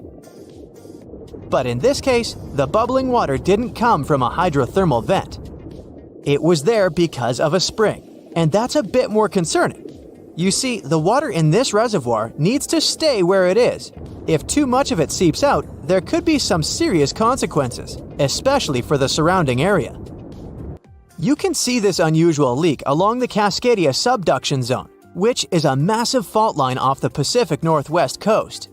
It's a place where two pretty big plates that make up Earth's crust come together and slide along each other. The water from Pythia's oasis kinda acts as a lubricant between these plates. You can think of the fault zone as an air hockey table. When the fluid pressure is high, it's like you've turned the air on. That means the friction between the plates is reduced, which allows the plates to move. But if the fluid pressure is lower, the two plates can lock together, which then leads to the buildup of stress. Not that they'll feel bad. In the context of tectonic plates, stress is some pressure or force that can cause deformation. And if this stress starts to build up, at some point, it's gotta go somewhere. When it's too much, it can trigger earthquakes and most likely, not small ones. For example, a release of stress in the Cascadia subduction zone could lead to a magnitude 9 earthquake. For comparison, the biggest earthquake we've ever recorded happened in Chile in 1960. And it had a magnitude of 9.5. The damage was enormous. So we hope the water will stay in its reservoir and keep maintaining the delicate balance between the tectonic plates. We've explored only 5% of the ocean. Who knows how many cool things are there at the bottom, waiting to be found? For example, check out these mysterious holes scientists have stumbled upon in the depths of the Atlantic Ocean, near the Azores. They're neatly aligned and are about 4 inches apart, or in some cases, even several feet. They resemble punctures left by a sewing machine. Some think these holes could have a biological origin. For instance, some fish may have made them while walking along the seafloor. Others believe we could be looking at something that's human-made, maybe left by a spiked tire. Of course, such holes are perfect for making up stories about creatures from other planets who allegedly made them. Or maybe even legendary monsters, like that one from Loch Ness. It's definitely hard to explain such symmetry of the holes, but one deep-sea biologist offered a pretty good explanation.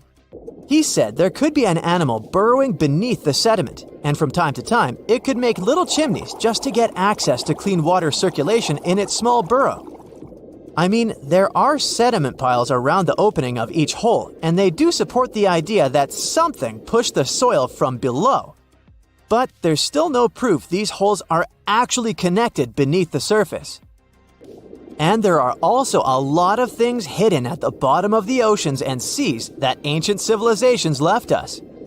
For instance, archaeologists made a really cool discovery off the southern coast of Croatia, a road hidden under layers of sea mud that's 7,000 years old.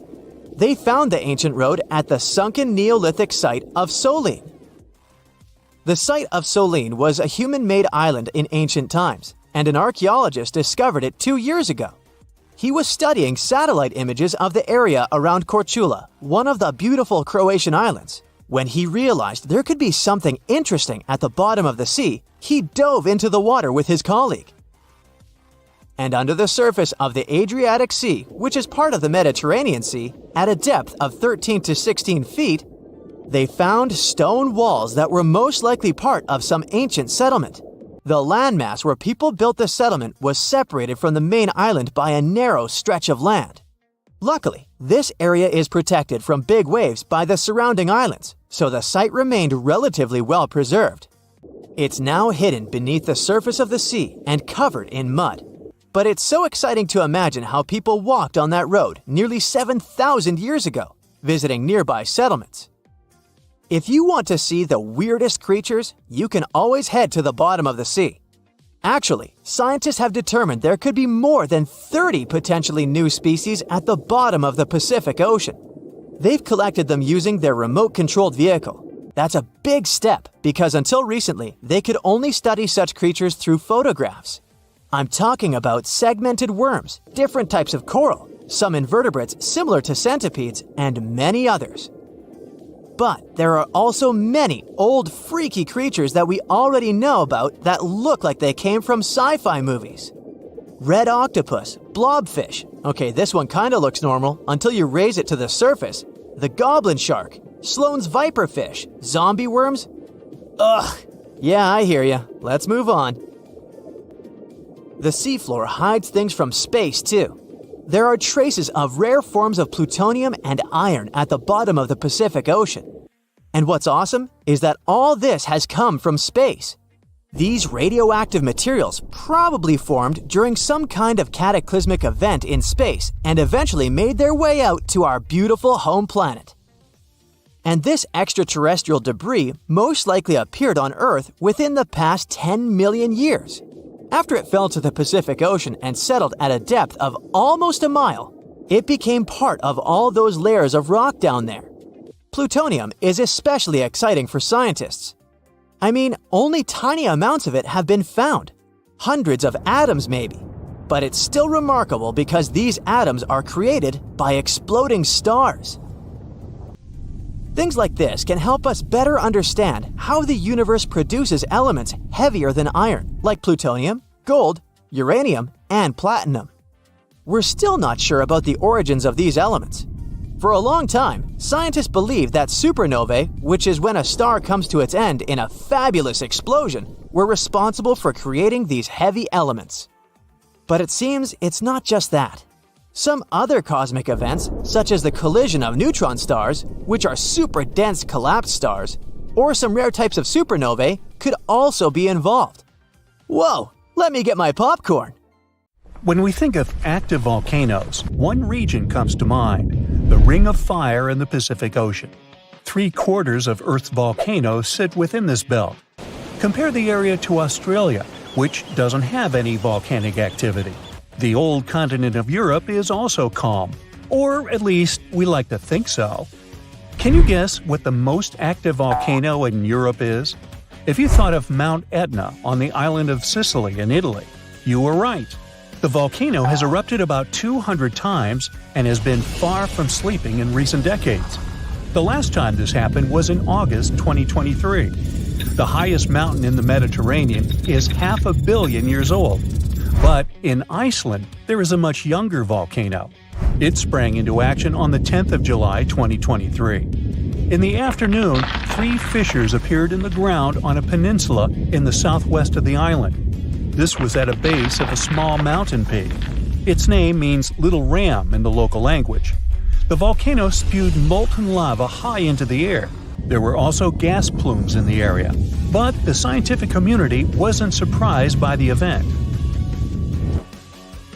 They already knew about the volcanic area that stretches between the cities of Reykjavik and Keflavik. Its name is hard to pronounce. Hey, I want to buy a vowel. It had already erupted during the previous 2 summers. This activity came after 8 centuries of dormancy. In the days leading up to the latest eruption, seismologists, the scientists who study earthquakes, recorded over 12,000 tremors. When the ground opened up in July, the fissures were over 1.5 miles long. The following morning, 2 of them closed. All the lava was now coming out of the last fissure. It grew into an elongated cone, the simplest shape of volcano we are all familiar with. The lava soon filled a large crater. It grew almost 100 feet tall during the first week, and it is still growing. On the night when the eruption started, lava spread out in all directions. Its cinders set ablaze the dry moss in the vicinity. Local authorities closed off the surrounding area. There were toxic gases from the volcanoes and smoke from the burning moss. Firefighters flocked to the area. After a week, they proclaimed the area safe. Visitors soon came to witness the birth of Europe's youngest volcano. This form of tourism is quite developed in Iceland. People come from all over the world to watch active volcanoes. The land of fire and ice is home to more than 130 volcanoes. Some 30 of them are active. Now, I know what you're thinking right now. Is volcano tourism safe? In Iceland, it is. The country's authorities research and constantly monitor all of the hotspots. The island is dotted with several dozen seismic stations. These help researchers accurately predict future eruptions, and emergency services are accustomed to these sorts of events. They can quickly cordon off danger zones. This is what happened in 2010. A volcano in the south of the island, the name of which everyone struggled to pronounce, erupted. It spewed out a plume of steam and ash that was 7 miles high. This wasn't a fun time to be an air traveler. Winds carried the enormous plume southeast toward northern Europe. Many countries closed their airspace for several days for safety reasons. The volcano erupted in March, but the Earth was shaking from January the same year, so seismologists knew that an eruption was approaching. When it comes to the continent's youngest volcano, the tourist infrastructure is already there. Visitors can leave their cars at a designated parking lot. Then they go on a 5-hour-long trek. This leads to a viewing deck. Tourists are so close to the epicenter that they can feel the heat haze from the crater. The sight is the most impressive at nighttime. Safety is never a concern. Scientists regularly chart out hazard maps that outline the borders of lava fields. This way, visitors who stick by the rules are never in harm's way. More than a week after the eruption started, a section of the crater collapsed. Lava flowed downhill west of the volcano. This majestic smoldering hot river is slow-moving lava. Scientists categorize it as an AA type. The term is Hawaiian. It describes basaltic lava that has a rough and brittle surface. The flow is composed of broken lava blocks that are called clinkers. They fall off as the substance flows. This reveals red-hot areas. The cooler sections of lava are gray and black in color. When it moves forward, it produces a distinctive sound like shattering glass. Nearly a month after the eruption of the new volcano, we got aerial footage of an interesting phenomenon. A tornado formed directly over the lava flow. This occurs due to the high temperatures in the area. When the conditions are right, a column of heated air can easily turn into a mini tornado. Scientists observed a similar event happen during the 2018 eruption of Mount Kilauea in Hawaii. The lava fields of Europe's second-largest island tell the story of the creation of Iceland. It sits above the place where the North American and Eurasian plates meet each other. Tectonic plates are huge, rocky chunks of Earth's most outer layer. There are roughly 20 of them. They rest on a partially molten layer of rock. All the lava we see on the surface starts its journey here. You could say that these plates float on molten rock. Their boundaries are unstable, so when two plates grind past each other, they release tremendous amounts of energy. The formation of volcanoes is one result. These are places where the molten rock travels upward to the surface. Iceland began to form some 60 million years ago. The tectonic plates under the ocean drifted apart. Enough lava piled up on the surface to create solid ground. This ancient rock is under the waves today. As new lava reaches the surface and cools down, it pushes the old rock away from the center of the island. That's why the oldest parts of Iceland aren't 60, but only 16 million years old. The country's active lava fields are young in geological terms. Some of them are under 1,000 years old. Scientists consider the island a hot spot for volcanoes, pun intended. Nearly a third of the basaltic lava that reaches the Earth's surface in recorded history came from Icelandic eruptions. Fissure swarms, like the ones before the 2023 eruption, cover 30% of the Nordic country. For this reason, only a quarter of the island is inhabited. Norse Vikings were the first people to settle in Iceland at the beginning of the 10th century. Nature threw them a loud welcoming party. Just a few years after their arrival, they witnessed one of the greatest volcanic eruptions in history. Vikings came from a region without volcanoes, so they had no clue as to what was going on. Today, Icelanders are used to such events. This is good because their homeland is entering a new era of volcanic activity. Volcanologists suspect that recent events are an introduction to decades of more frequent eruptions. The peninsula that is home to Earth's youngest volcano is just 17 miles southwest of Iceland's capital city. It's been dormant for a long time. Present-day eruptions there are a reminder that the natural processes that created Iceland are still ongoing. Recently, scientists discovered that there's a historical link between volcanic eruptions in the north of Europe and glaciers. Our planet went through at least 5 major ice ages. These were exceptionally lengthy periods when the average temperature on Earth dropped. The result was the expansion of ice sheets across northern Europe and North America. The last ice age ended some 10,000 years ago. Researchers are still trying to fully understand how these glacial periods affected volcanic activity. They suspect that the sheer weight of all that ice disrupts the flow of magma underground. When glaciers retreat, the pressure is lifted. This makes it easier for lava to flow upward to the surface where it bursts.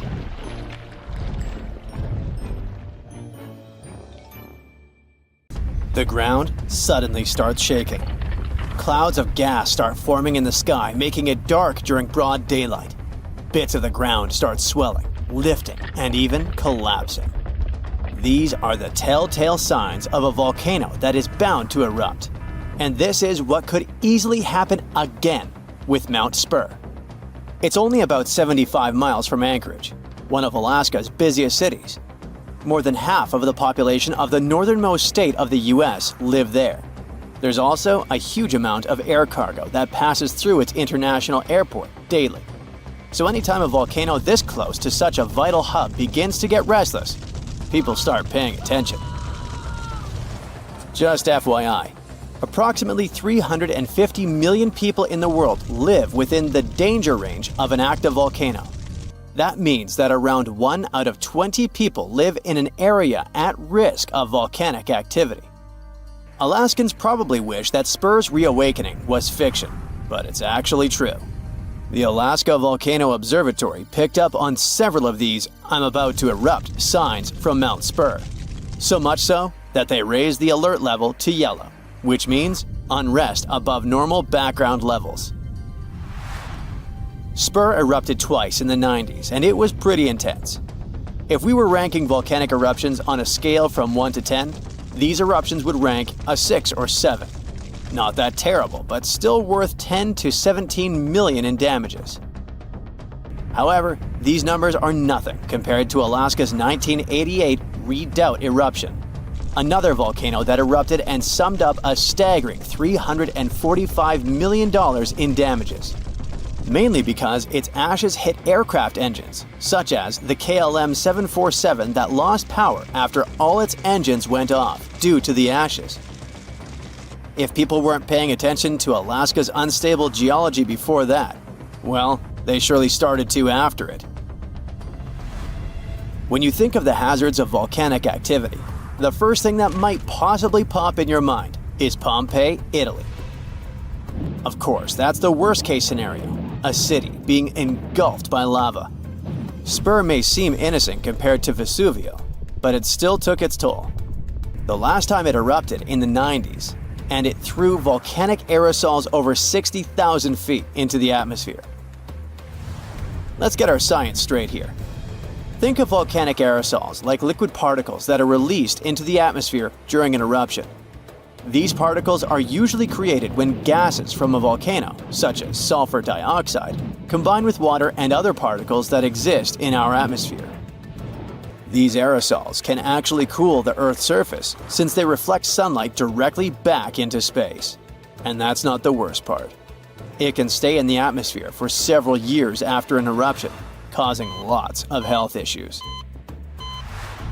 The eruption unleashed blazing fast avalanches of hot gas and ash called pyroclastic flows, along with thick, muddy floods known as lahars. Oh, and there were also the massive volcanic boulders.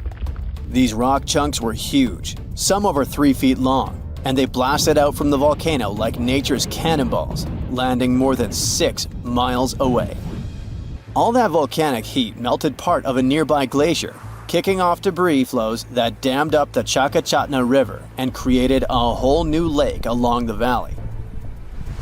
Some good came out of Spur's first eruption, though. The main lesson was, volcanic monitoring pays off.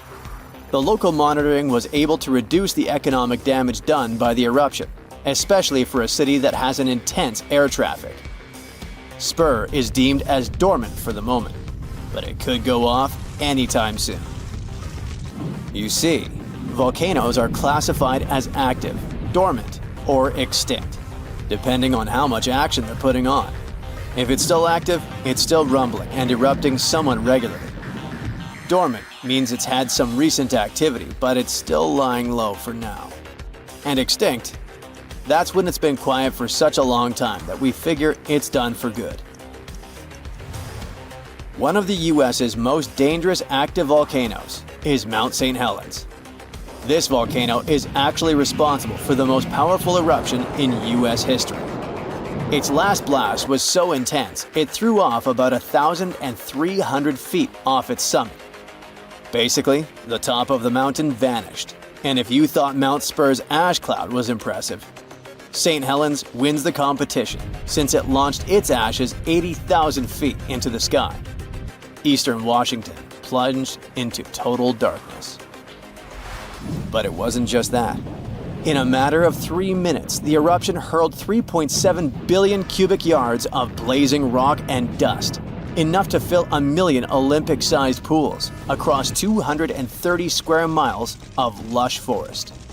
Actually, the earthquakes that anticipated the eruption started weeks before May 18, 1980. A ground shake of magnitude 5.0 went off, triggering a landslide on one side of the volcano. By the end of the official eruption date, 57 people had lost their lives. Nearly 7,000 big-game animals like deer and elk were wiped out, and millions of birds laid scattered on the burnt earth. Researchers don't think St. Helens will blow at the same magnitude again anytime soon, but they're keeping an eye on it, because this volcano is not exactly finished. By the way, the word volcano comes from the Roman name Vulcan, which was the Roman deity of fire, and they often happen at the meeting point of tectonic plates, which are the pieces of the Earth's surface that fit together like a jigsaw puzzle. The so-called Ring of Fire, located in the Pacific Ocean, is the world's danger zone when it comes to volcanoes. It contains between 750 and 915 active volcanoes. The largest volcano located in the Ring of Fire, also the largest active volcano in the world, is the Mauna Loa. It's over 13,000 feet high, and it's located in Hawaii. Researchers say that Mauna Loa has been erupting for at least 700,000 years. Its most recent eruption began on the 27th of November 2022, and it lasted until December 13th. It's been quiet since the 80s until it decided to wake up again. Thanks to constant monitoring by the Hawaiian Volcano Observatory, it didn't cause any casualties when it last erupted. Scientists have been investing big time on volcanic monitoring, not only to reduce economic hazards, but also to save lives. The most recent attempt has been to drill into volcanoes. Recently, a group of scientists went all the way to Iceland in one of the world's volcanic hotspots. There are around 33 active volcanoes in Iceland alone, but the one that is the most interesting to them the most is the Krafla volcano. The Krafla has erupted around 30 times in the last 1,000 years, and its most recent eruption was in the mid-1980s. The project, named Krafla Magma Testbed, or KMT for short, is hoping to advance the understanding of how magma behaves underground. The main advantage of this drilling research is predicting the risk of eruptions, but it can also help to push geothermal energy forward. I mean, can you imagine having electricity that is run by the limitless source of volcano power? The KMT team will begin drilling holes deep into volcanic ground in 2027. They're aiming at reaching over a mile into the ground. After all, it's different to monitor lava activity when it's on the surface than when it is still below ground. This will allow researchers to listen to the pulse of the Earth, according to them. They're saying this research is as revolutionary as the first time man went to the moon. Oh, and speaking of that, I was shocked to discover that volcanoes exist all throughout the solar system. Yep, other planets and moons have volcanoes too. The largest volcano in our solar system is Olympus Mons on Mars. It's a shield volcano, much like the ones that make up the Hawaiian Islands. It's about 370 miles wide. If we transported it all the way back to Earth, it would almost occupy all of Poland. Yikes. Earthquakes are a common thing in Japan. These natural disasters can reach a magnitude 9, where 1 is a light push and 9 can destroy entire cities. This happens because Japan is located on the Pacific Ring of Fire. It's like this. The entire surface of our planet is broken up into about 12 large pieces of the Earth's crust, and they're all moving slowly. In those places where these pieces meet, earthquakes occur most often. Japan is just at the point where the Pacific Plate collides with the plate of the Philippine Sea. This collision happens underwater and creates huge waves, and it could be much worse than just an earthquake. To escape from the water disaster, people built huge walls along the entire northeast coast. Not every earthquake provokes a tsunami. Many tremors occur when the Earth's crust diverges in different directions and creates gaps. It can destroy houses, streets, and forests, but such an underwater earthquake can't cause a tsunami. Huge waves are formed only when seismic activity causes the crust to move vertically up or down. The water pressure shifts at the very bottom, which generates a release of energy. This energy pushes the water and creates a tsunami. By the same principle, you can start little waves when you throw a stone into the water, and such vertical earthquakes often occur off the coast of Japan. First, a wave forms. It's gaining speed and increasing in size.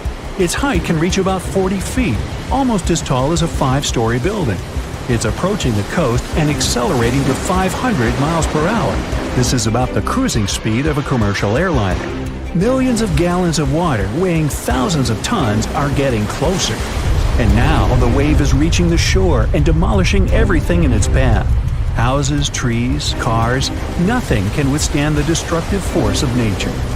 A tsunami that was that strong covered the northeast coast of Japan in 2011.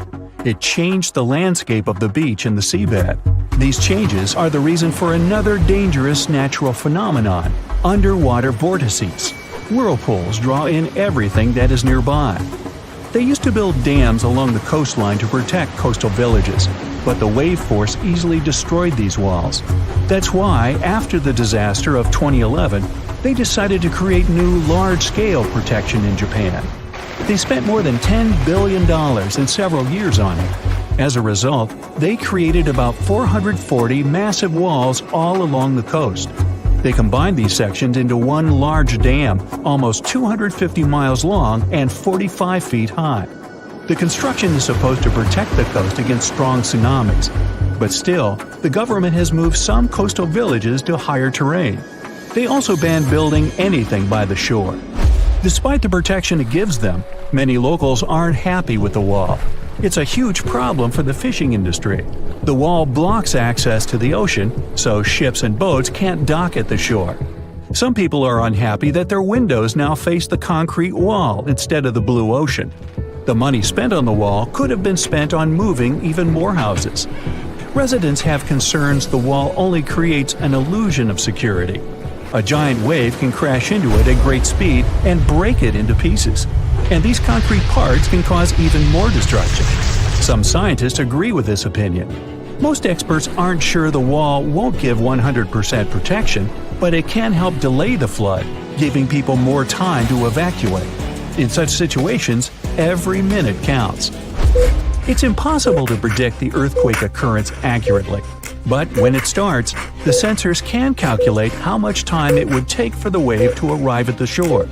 For example, the last time a tsunami warning was given 5 minutes after the earthquake. Any big wave is moving at great speed and may be very close to the shore. It seems people almost don't have time to save themselves from a tsunami. Fortunately, the citizens of Japan are ready for this. They regularly take part in tsunami evacuation drills. They learn how to act correctly during a coming flood. They have a plan of action that can save their lives. All that, along with a wall, increases the chances of surviving a catastrophe. Not only tsunamis are formed around the shores of Japan, the power of water here often meets the power of fire. In 2010, a few hundred miles south of Tokyo, near the island of Iwo Jima, a heavy low rumble came from the depth of the sea. Then 1 million bubbles moved to the surface. The water started heating up and boiling. Its temperature was so hot that you could poach eggs in it. The hot area grew to the size of a stadium. All this was accompanied by a huge amount of superheated steam filling all the air around. Then pieces of soil came out from the water. At this point, it was all over. The water cooled down, the ocean surface became calm again. On that day, an underwater volcano erupted. No catastrophe occurred, but in 2021, this happened again. Japan's Coast Guard warned of strong volcanic activity in the region. Hot steam and gases from the volcano's mouth burst out of the water and rose into the air to a height of 10 miles, which is about twice as high as the top of Mount Everest. A huge volcano woke up and began to rise slowly from the surface. If you look at this place from above, you can see that it's not just a volcano. It's a whole island shaped like a horseshoe. Seismologists say this volcanic island is just the tip of the iceberg, as they mix their metaphors. There is still a lot of volcanic space under the water. The island fills the air with gas and ash. The sky turns gray. Scientists continue to monitor the volcano, but they don't know what consequences this may lead to. Such eruptions of underwater volcanoes are not uncommon off the coast of Japan, but the event itself is unique. Underwater volcanoes don't explode and don't release lava flows upwards. A huge amount of water above them creates high pressure. As soon as the magma gets out, the water immediately presses it to the seabed. Millions of gallons of lava sink, cool down, and solidify around the volcano. This lava forms a thick layer of Earth's rock. Most underwater eruptions don't cause any changes on the ocean surface, but to make an island appear on the surface, a volcano needs a lot of magma. The next volcanic eruption creates another thick layer of it. Millions of years pass, and flows of lava form mountains. Constant eruptions increase the seabed height. Layer by layer, the cooled lava rises higher and higher, and then one day it appears on the surface and turns into an island. So, in 2013, a small piece of land appeared next to an existing island. Emerging from the water, the volcano began to grow slowly and eventually connected with the island. The area of this island increased by 12 times after 2 years. Vapor is always pouring out of this island, and its surface is filled with super hot lava flows. The volcano behaves unstable, and nobody knows when it's going to calm down. Once, people built a small town on a similar island. This place still exists today. It's located south of Tokyo and is called Aogashima. People are not too worried about the possibility of a catastrophe, despite the fact the last time a volcano erupted here was in May 1785. I wasn't around then. By that time, people had already built a city and lived there. Then, one sunny day, thousands of birds suddenly took off and left the island. Then the ground began to shake. A heavy, low sound came from the island depths. Streams of gas rushed from the top of the overgrown forest volcano. The volcano threw dirt and large stones into the sky. The eruption wasn't quick. It lasted several weeks. More than 200 years have passed since then, and the volcano is still sleeping. They rebuilt the city. Now this place looks like a dream. That's probably the reason why people don't want to leave it. Despite the risk of a new eruption, they continue to live and work here. There are many thermal springs.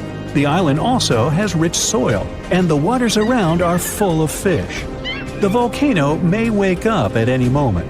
Fortunately, meteorological and seismological services monitor the volcano activity. So, any guesses? Hey, you're running through a vast field at night, as if something is chasing you right now. The light of the full moon brightens your path, and you see a circle of light around it. You run on looking for a safe shelter. It's not about werewolves, who are said to appear when the moon is full. Soon, this place will be the epicenter of a major storm. This very circle around the moon is called a halo, and ice crystals cause it in the sky. When the moon is full, it reflects a lot of sunlight. These rays then pass to the Earth's surface, but they curve their trajectory and split as they pass through hexagonal ice crystals. As a result, we have a halo of different colors, almost like a rainbow. The inner edge of the halo is red and the outer edge is blue. It looks beautiful, but the presence of ice in the clouds means this ice will soon turn into water and begin to fall to the ground. And this rain will be so heavy that you'd better find a shelter beforehand. If the weather is quite warm and the clouds are closer to the ground, you might see a similar phenomenon, a corona. It's much smaller than a halo, but much more colorful. The bluish-white disk on the inside turns brownish-red on the outside. Unlike halo, the corona is made of water droplets. The smaller these drops are, the larger the corona will be. If the water droplets are large, the corona will look like a bright spot the size of the moon itself. Both the corona and halo might also occur during the day when the sun is shining. But be sure to wear sunglasses before just glancing at it, because it's very bright and really bad for your eyes. As soon as you find a shelter, it starts raining heavily. Whoa, what is that? Are you being photographed? No, the flash you just saw is lightning. Bam! Thunder is so strong, the windows in the house start to shake. Here's a tip on how to tell if you're far away from the epicenter of a thunderstorm. When you see lightning, start counting. 1 1,000, 2 1,000, 3, and so on. When you hear the thunder, stop counting. Now you have to divide that number by 5. If you can count to 5, it means the epicenter of the thunderstorm is 1 mile away. If you didn't find a shelter before the thunderstorm started and it caught you in the open, leave the high ground immediately. Any mountain or hill is a high-risk area.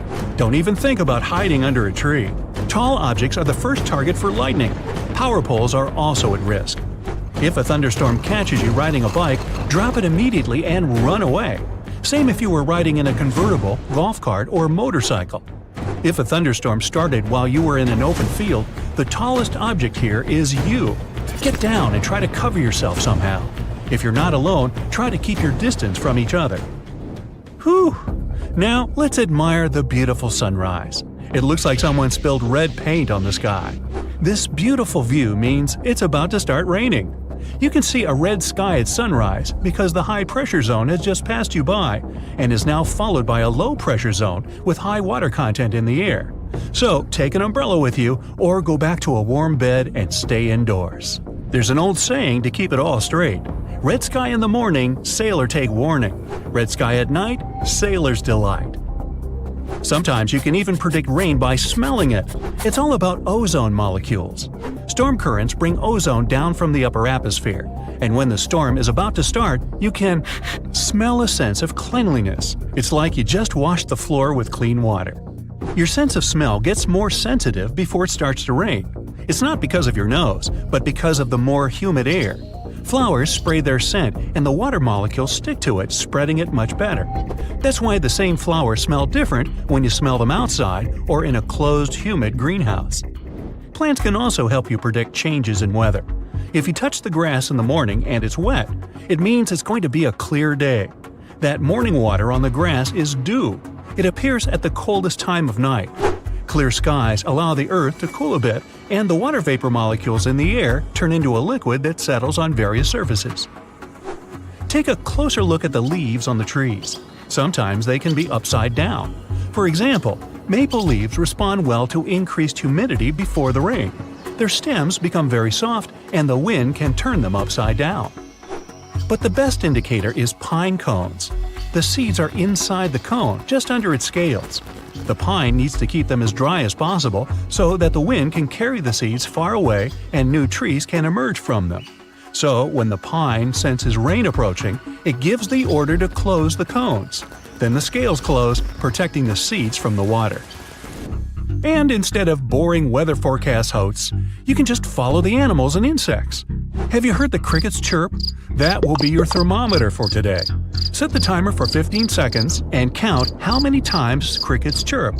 Add 37 to that number and you get the outdoor temperature value in Fahrenheit degrees. All because air temperature directly affects crickets' metabolism. It can chirp slower and faster depending on how warm it is. So throw away your thermometer and get yourself a little friend. Now, if you don't like insects, look up into the sky for birds. If they're flying high, it'll be a clear and sunny day. But before it rains, air pressure prevents birds from flying high. You may see them flying in flocks very low, most likely looking for shelter. So even if the sky is clear, air pressure tells you that rain is coming. If you live near a river or lake, you can hear toads singing, although you can't quite make out the lyrics because it's in toad. They are especially loud before it rains hard. Toads, in general, love wet weather, so they just get excited. Rain is also the best time for females to lay eggs, so they scream loudly in search of a guy to wed. Ow! A mosquito has just bitten you. If mosquitoes are being especially aggressive, you better find a shelter fast. The insects are just trying to eat more before they have to starve during the storm. Also, the warm, humid air makes us sweat more, and we become even more attractive to mosquitoes. Insects also gather in swarms before a thunderstorm. They love the moisture in the air and start circling in a dance. But then they vanish into thin air. It means you have 1 hour left before heavy rain starts. To predict the weather for the next day, you need to watch the bees. If it rains tomorrow, the bees work overtime. They're pollinating flowers actively because they know they won't be able to leave the hive the next day because of the rain. Squirrels can predict the weather for the whole season. They usually stock up on food for the cold times. And if they start doing it early, it's going to be a tough winter. You can see squirrels running around looking for acorns. They hide them in the ground and run to find the next one. The squirrels often forget where they hid their food. These acorns turn into little sprouts, so we have many new trees, all thanks to squirrels. Animals can also predict disasters like earthquakes. Scientists once did a study in an area with frequent earthquakes in Europe. They put trackers on cows, dogs, and sheep. About 18,000 earthquakes occurred there during that time. Most of them were insignificant, but there were also 12 with a magnitude of 4 on the Richter scale. And each time, before the earthquakes, researchers recorded strange animal behavior. It was as if they were trying to escape from the earthquake zone. Scientists believe animals can sense the ionization of the air before a disaster with their fur. Their good sense of smell also allows them to smell gas. It comes from moving deep underground and then trying to find its way out through small cracks in the surface. The first records of such animal behavior date back to ancient Greece. Cats, rats, snakes, and centipedes left their homes and fled to safety days before a major earthquake hit Greece. Some fish can predict the weather in the area. If sharks hang out near the shore, they're not necessarily looking for food. They may be hiding from a big storm at sea. The worst sign on the coastline is when all the water starts to go back abruptly. You can see the entire shoreline and even the fish and coral that are left on the land. Run away immediately, because soon a huge tsunami wave will come here and wash everything away. Something interesting has recently happened in South Dakota. It was all over the internet, so perhaps you already know about it. In July of 2022, the sky in this state suddenly turned green. So, what happened there? Was it caused by a human or by nature? Let's find out. Tuesday, July 5th, 2022. Shortly after a heavy storm, the sky over South Dakota in the US was still overcast. Locals finally went outside and saw that the sky had an intense dark green hue, and they'd never seen anything like that before.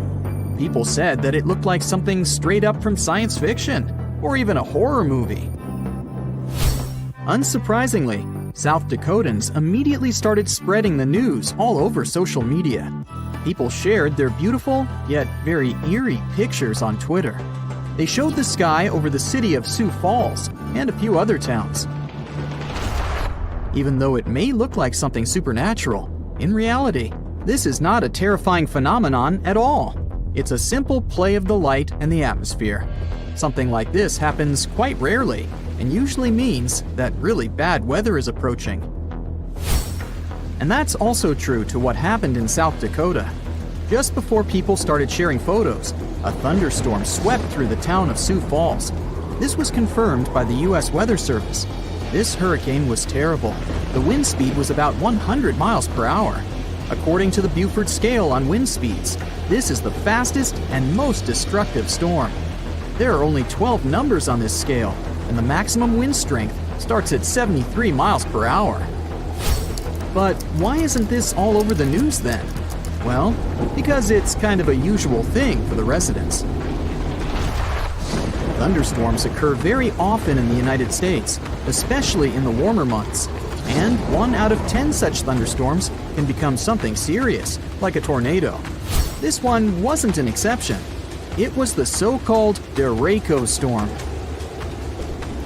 Derecho is very widespread and long-lived. It's actually a combination of a fast-moving group of severe thunderstorms and downpours. People often say that a derecho is as strong as a tornado. Still, there's a difference between them. A tornado is a vortex, a rotating column of air. It's usually about 500 feet in diameter, although sometimes its width can reach up to 2.5 miles. I don't envy those who would stumble upon that. But the main point is that they rotate. The wind moves very fast in a circle, near some invisible center. A derecho is a strong thunderstorm, or a system of strong thunderstorms with straight-line winds. In other words, it doesn't spin. Instead, the derecho chooses a point somewhere and simply runs to it, like a very motivated marathon runner. If we compare a derecho to an ordinary tornado, the latter has 6 levels of strength, from 40 to 380 miles per hour. So, a derecho is kind of like a small, average level 1 to 2 tornado. Usually, its speed is within the range of 73 to 113 miles per hour. And, in both cases, they can be accompanied by severe thunderstorms, lightning, and rain. But still, these are different things. A storm becomes a derecho if the damage trail left by it exceeds 240 miles, and if the wind speed is at least 58 miles per hour. It's quite difficult to predict. It can form even on a clear day when meteorologists don't even anticipate any storms. And then, the winds appear suddenly. It's so surprising that they may even feel explosive. But the National Weather Service tries to warn people at least half an hour or an hour before this happens, so that residents have time to prepare and hide. It wasn't any different this time.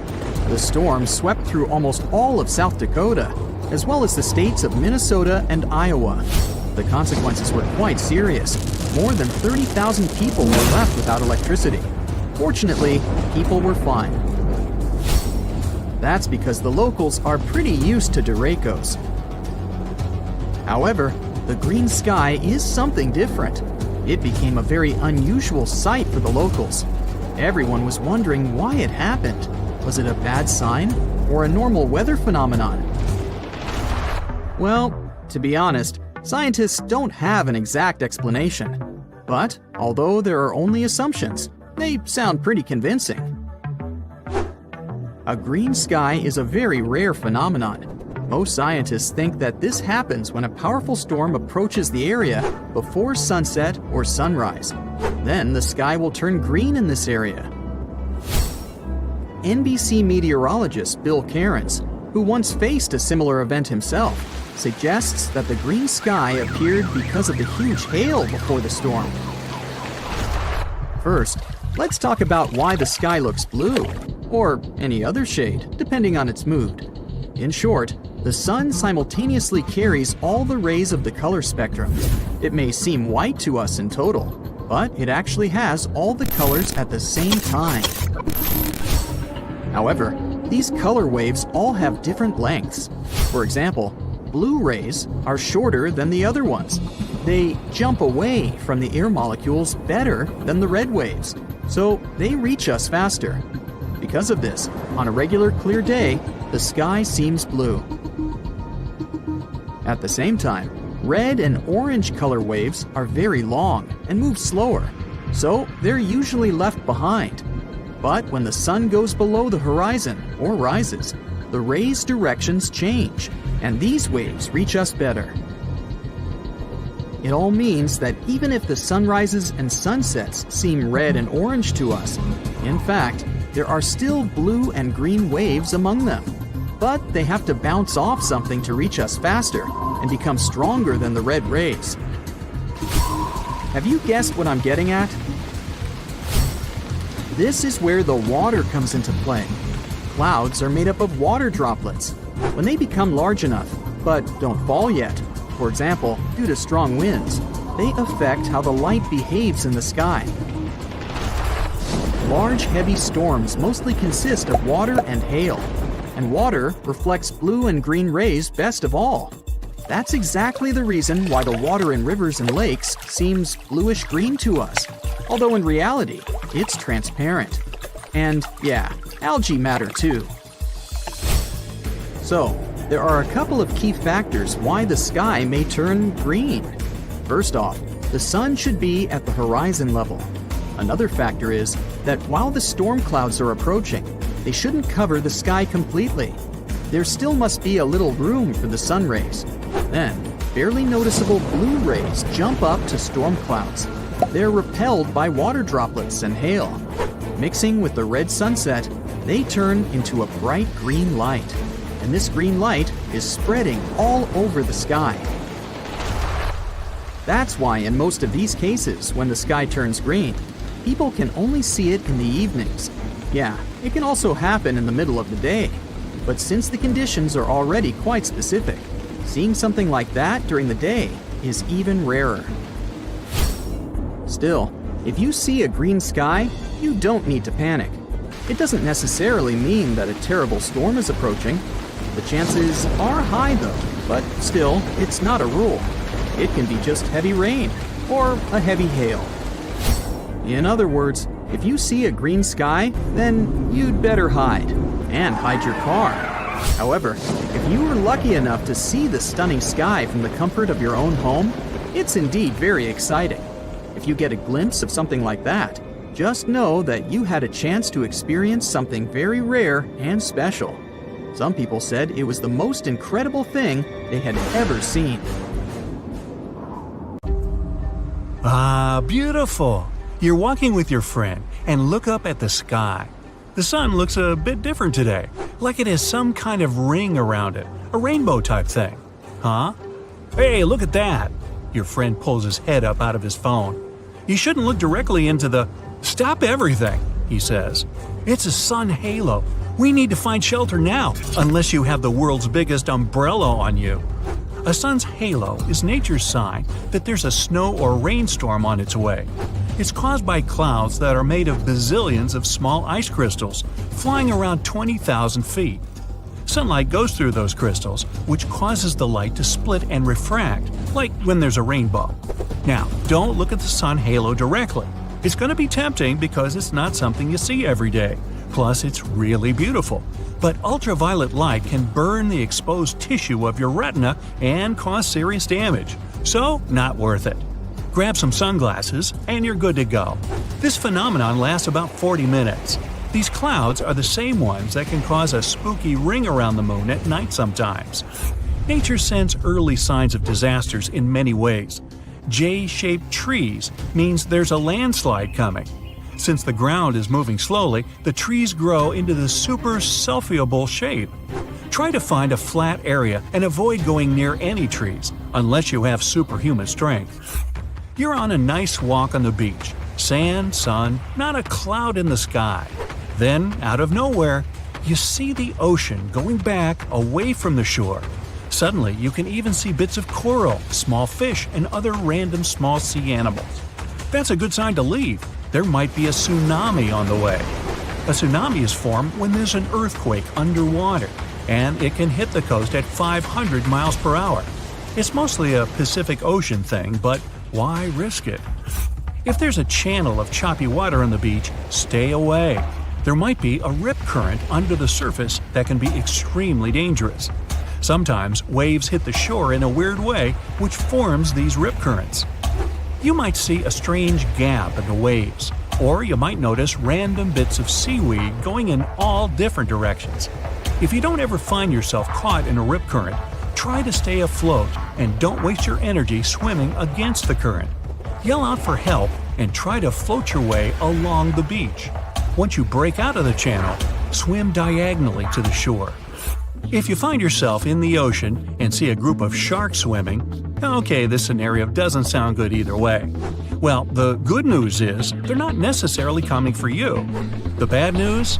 The sharks might be trying to escape from a huge tropical storm or even a hurricane. Sharks can sense these things, so when nature gets angry, they group together and swim deep under the surface to get to safety. You probably shouldn't follow them. Good luck! The golden rule since ancient times: follow the animals. Insects, rats, and snakes leave their homes a couple of days before really big earthquakes. Scientists can't track or really explain how they know it's coming. It seems animals really can sense earthquakes, maybe because they feel those smaller initial shock waves that we don't even notice. What if you see animals running towards you?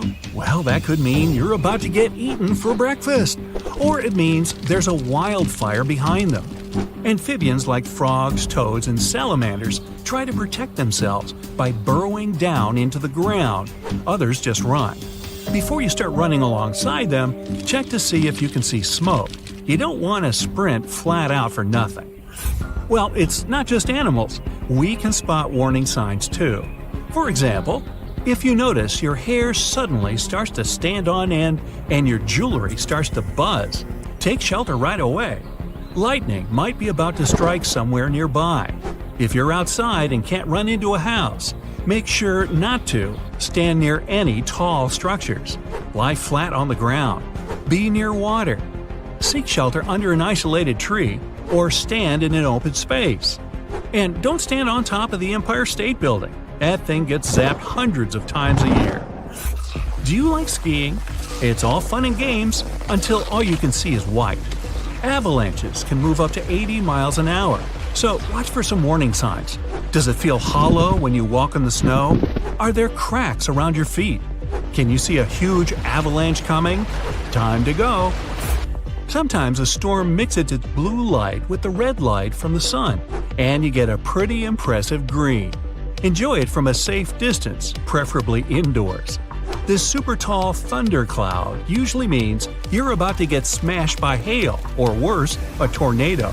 Find cover somewhere, like in an underground parking lot or a basement. It might be a bit embarrassing if you're wrong, though. Okay, we know volcanoes can be dangerous, but the lakes near them? Is anything not a sign of danger? Lakes that are near something boiling hot that never cools, so volcanoes, are like wildly shaken soda cans, just about to burst. The magma that's underground actually pushes carbon dioxide into the bottom of the lake, and that gas stays there, waiting. Then, even something boring like rain can disturb the lake a little too much and bam! Or boom! You get the picture. Diving, swimming, snorkeling, the sea can be amazing, but it's pretty unpredictable. When two wave currents run into each other, they can create a cross sea. It looks pretty cool from far away, but it can be really dangerous for swimmers, surfers, or even ships. There's a strong current roaming around under the surface. You're walking on the beach, apparently every good story starts like this, and all of a sudden, ooh, a cave. How cool is this? You should probably go in there, explore a bit, and no. If there's a full moon out, you might not be able to get out of that cave. A full moon affects the tide and makes it lower than usual. That cave might be more accessible, but instead of an exciting adventure, you could end up trapped in there until the next full moon. Bring a big lunch. A wall cloud is one of those things you're both excited and scared to see. Scared because you don't know what it is. Excited because, well, how often do you see something like that? Whatever you feel, tell your legs to start running. During a thunderstorm, these wall clouds sit lower than anything else and can be up to 5 miles long. And if they start spinning, well, Dorothy ended up in Oz. Who knows where you'll end up? It's 2009 in Italy. A man was hanging out in his kitchen. Then he saw some flickering lights. He knew just what to do. He moved his family to a safe place. A couple of seconds later, a massive earthquake hit the whole region. His family survived thanks to his quick reaction. He knew these flickering lights were actually a sign of an upcoming earthquake. People have been seeing these mysterious lights for ages. Some thought it was some kind of sign coming from space. Scientists never used to take them seriously, but after the invention of photography, more and more evidence of these strange lights appeared. Soon, they realized the connection. The lights appear, and pretty soon, the earthquake hits.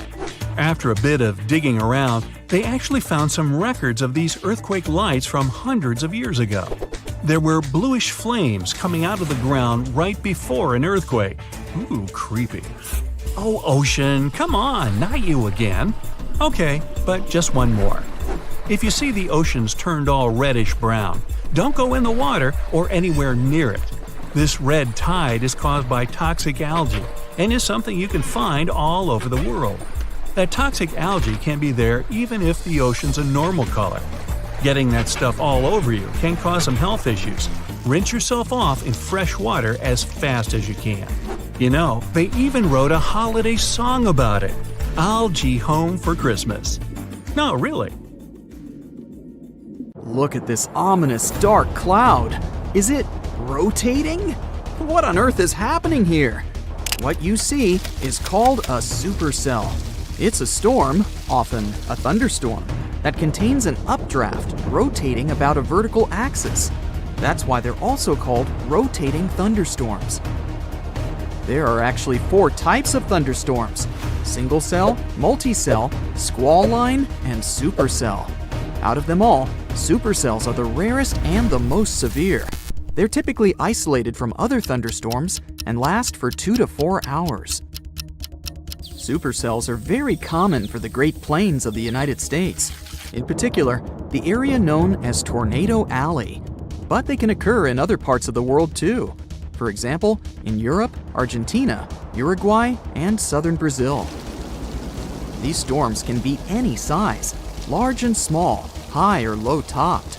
Supercells are also associated with the most severe tornadoes, even though not every supercell can create one. These storms usually produce great amounts of torrential rainfall and hail, and are accompanied by powerful winds and downbursts. Downbursts are powerful winds that come down from a thunderstorm. Once they hit the ground, they spread out very quickly. These winds are dangerous since they can cause a lot of damage.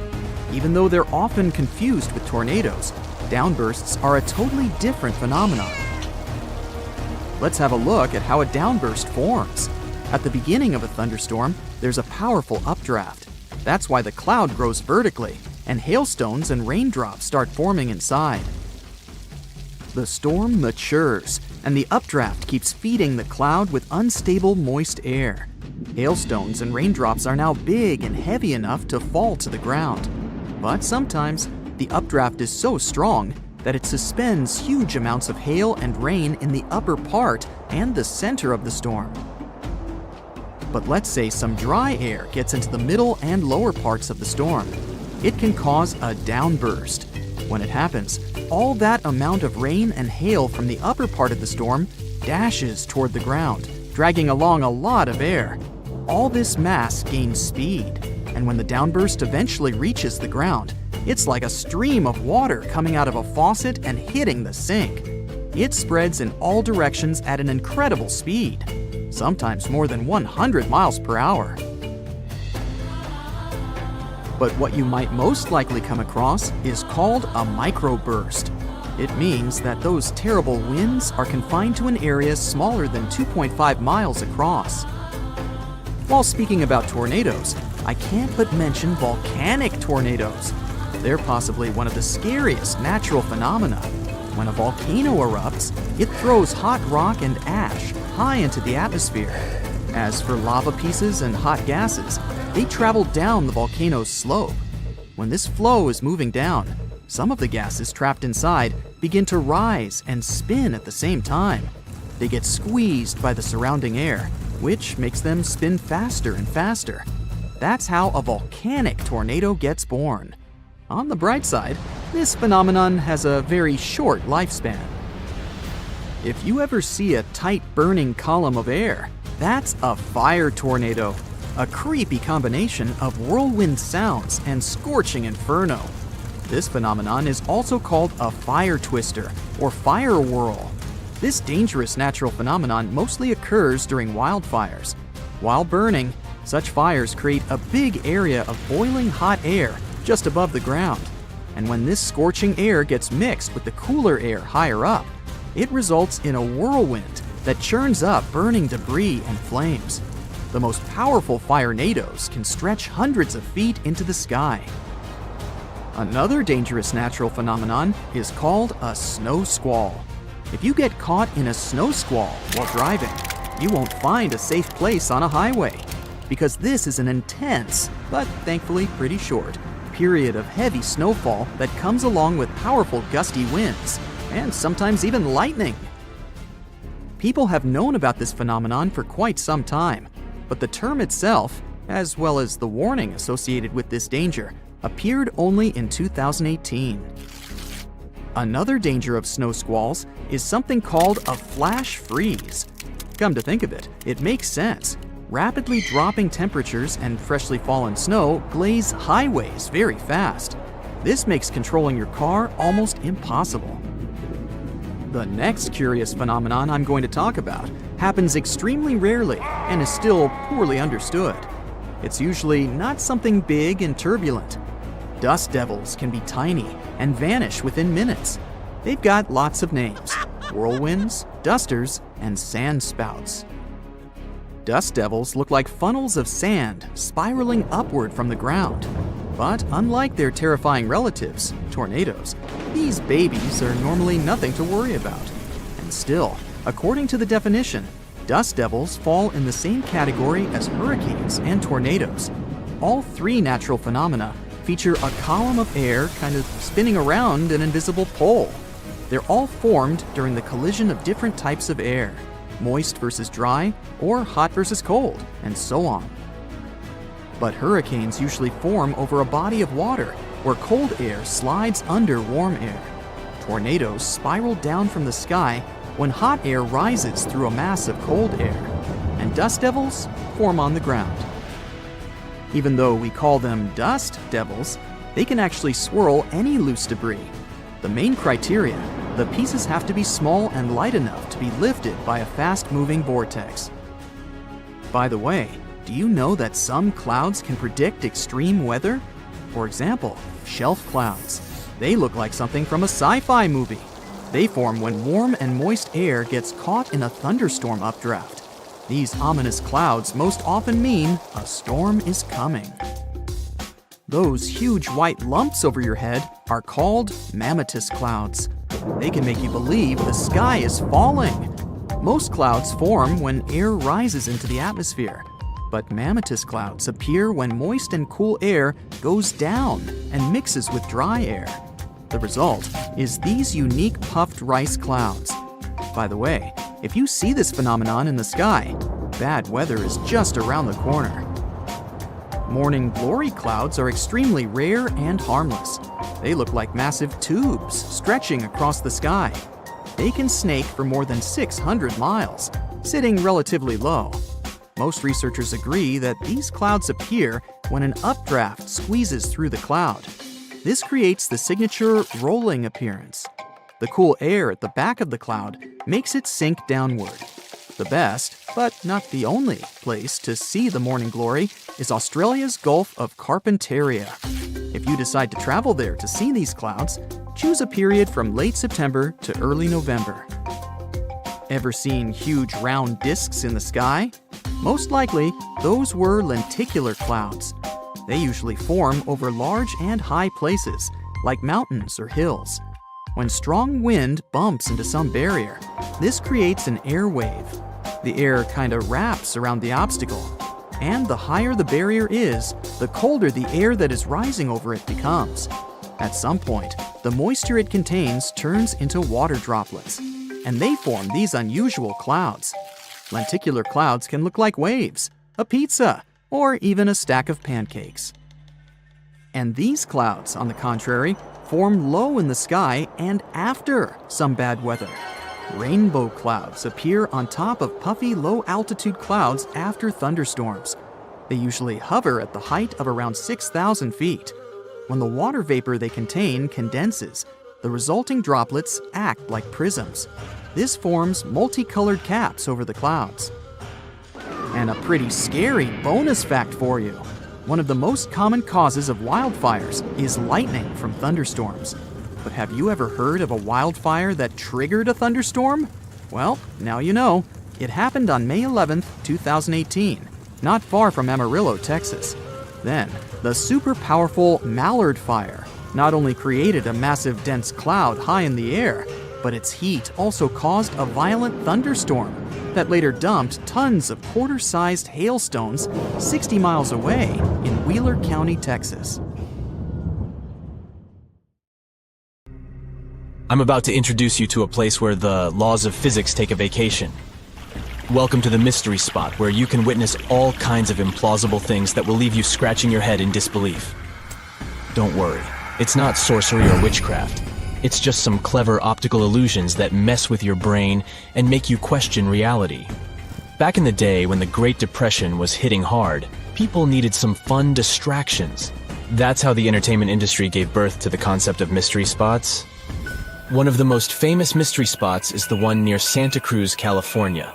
The name is all intrigue and mystique, isn't it?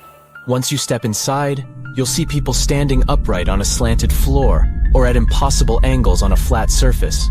You'll see a ball rolling up a ramp defying gravity and logic.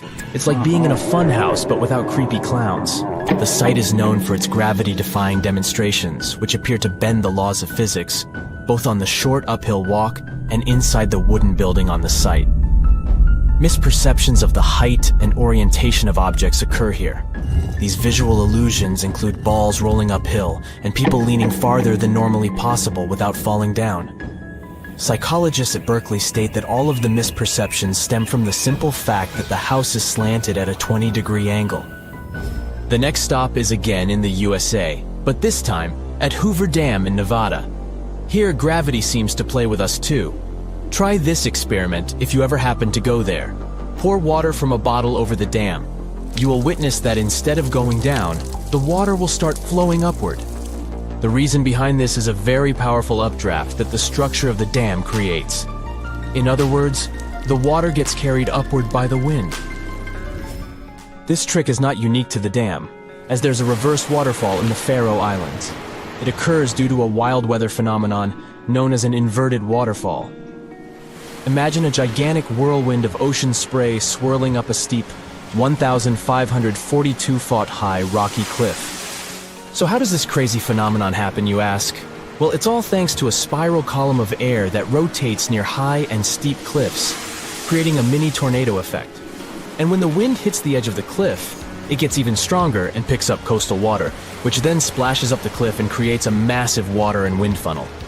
Apparently, these inverted waterfalls can happen in other places too, like on the cliffs of Moher in Ireland, the mountains of Iceland, and even in the Waipuhia Falls of Hawaii. Talk about Mother Nature showing off her skills. Magnetic Hill in Ladakh, India? The ultimate mind-bending road trip destination?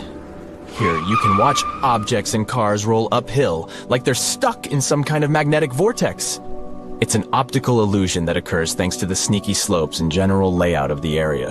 The road might look like it's going uphill, but it's actually a downhill road in disguise, playing tricks on your brain like a mischievous magician.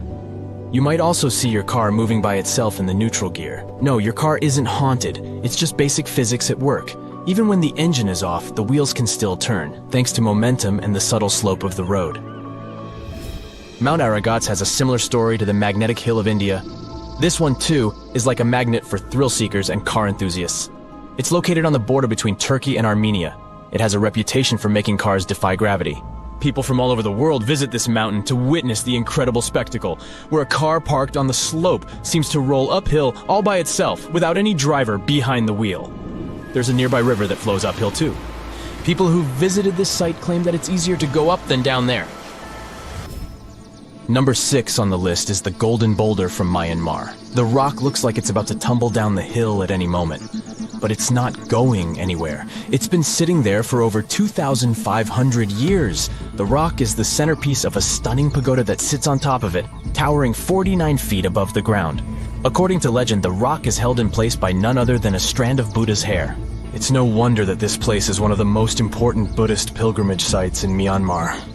The rock was chosen by a celestial king who was impressed by a Buddhist monk's incredible asceticism.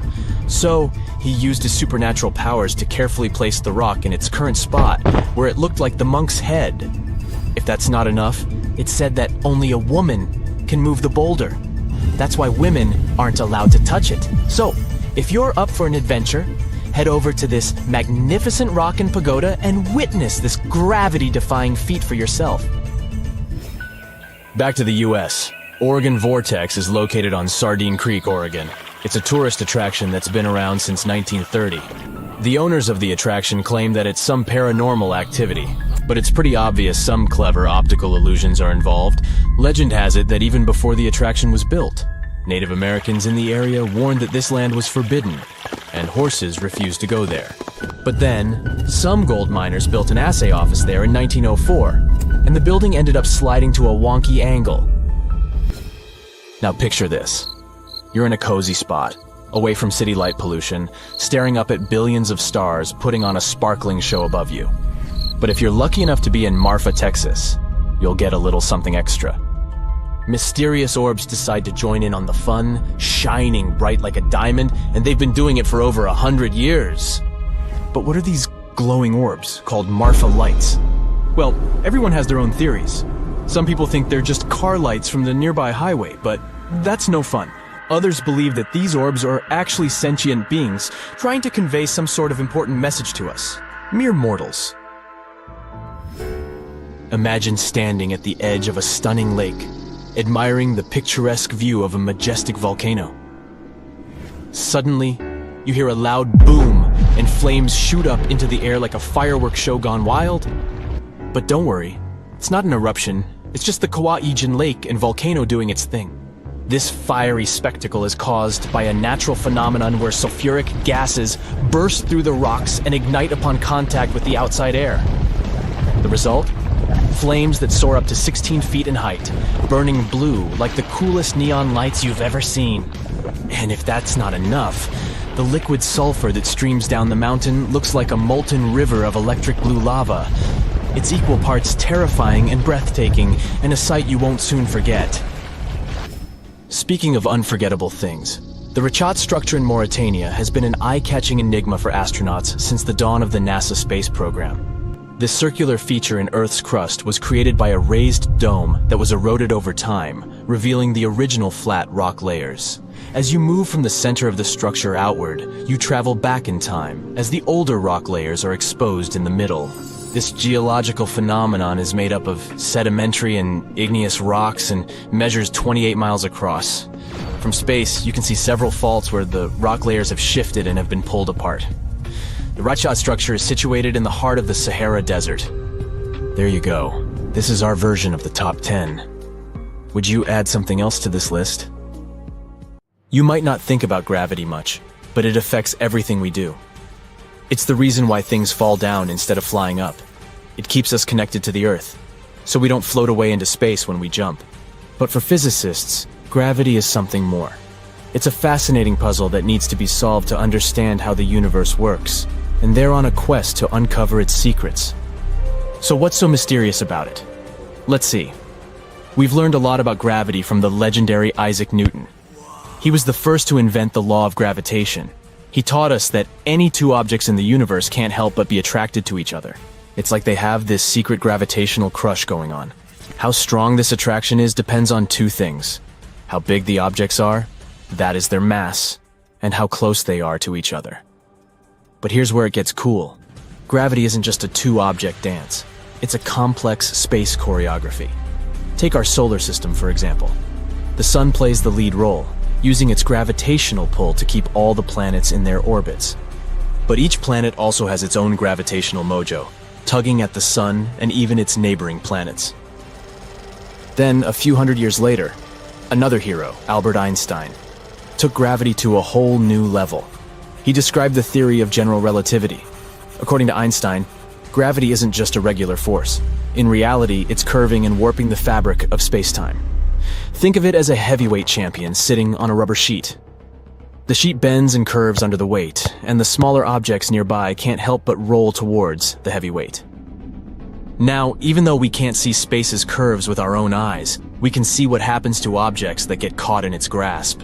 Getting pulled by gravity is like being caught in a whirlwind of forces. The caught object starts spiraling downward, just like a coin in those penny slot cyclone machines you find at tourist shops.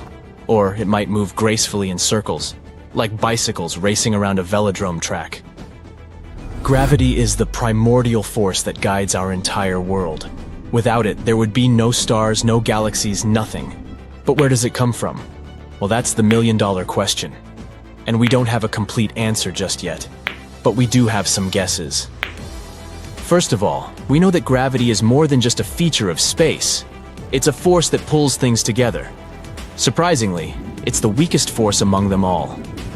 But let's take a different look at gravity. Something that may surprise you. Instead of being a force that directly pushes or pulls objects from a distance, it's more like a dance. Gravity, as amazing as it is, doesn't perform alone in this dance. It shares the spotlight with other forces, like electromagnetism, for example. Let's imagine two electrons. There are dancers. Now, they don't directly push or pull each other like you might expect.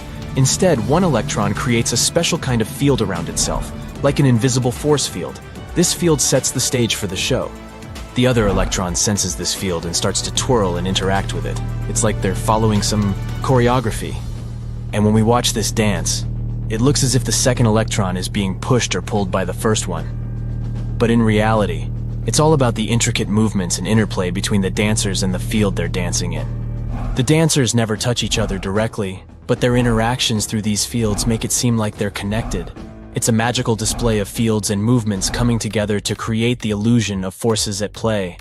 the thing we call gravity. So even though it's not a force in the usual way, it behaves like one. We call it an emergent force because it emerges or comes out from the way space and objects interact.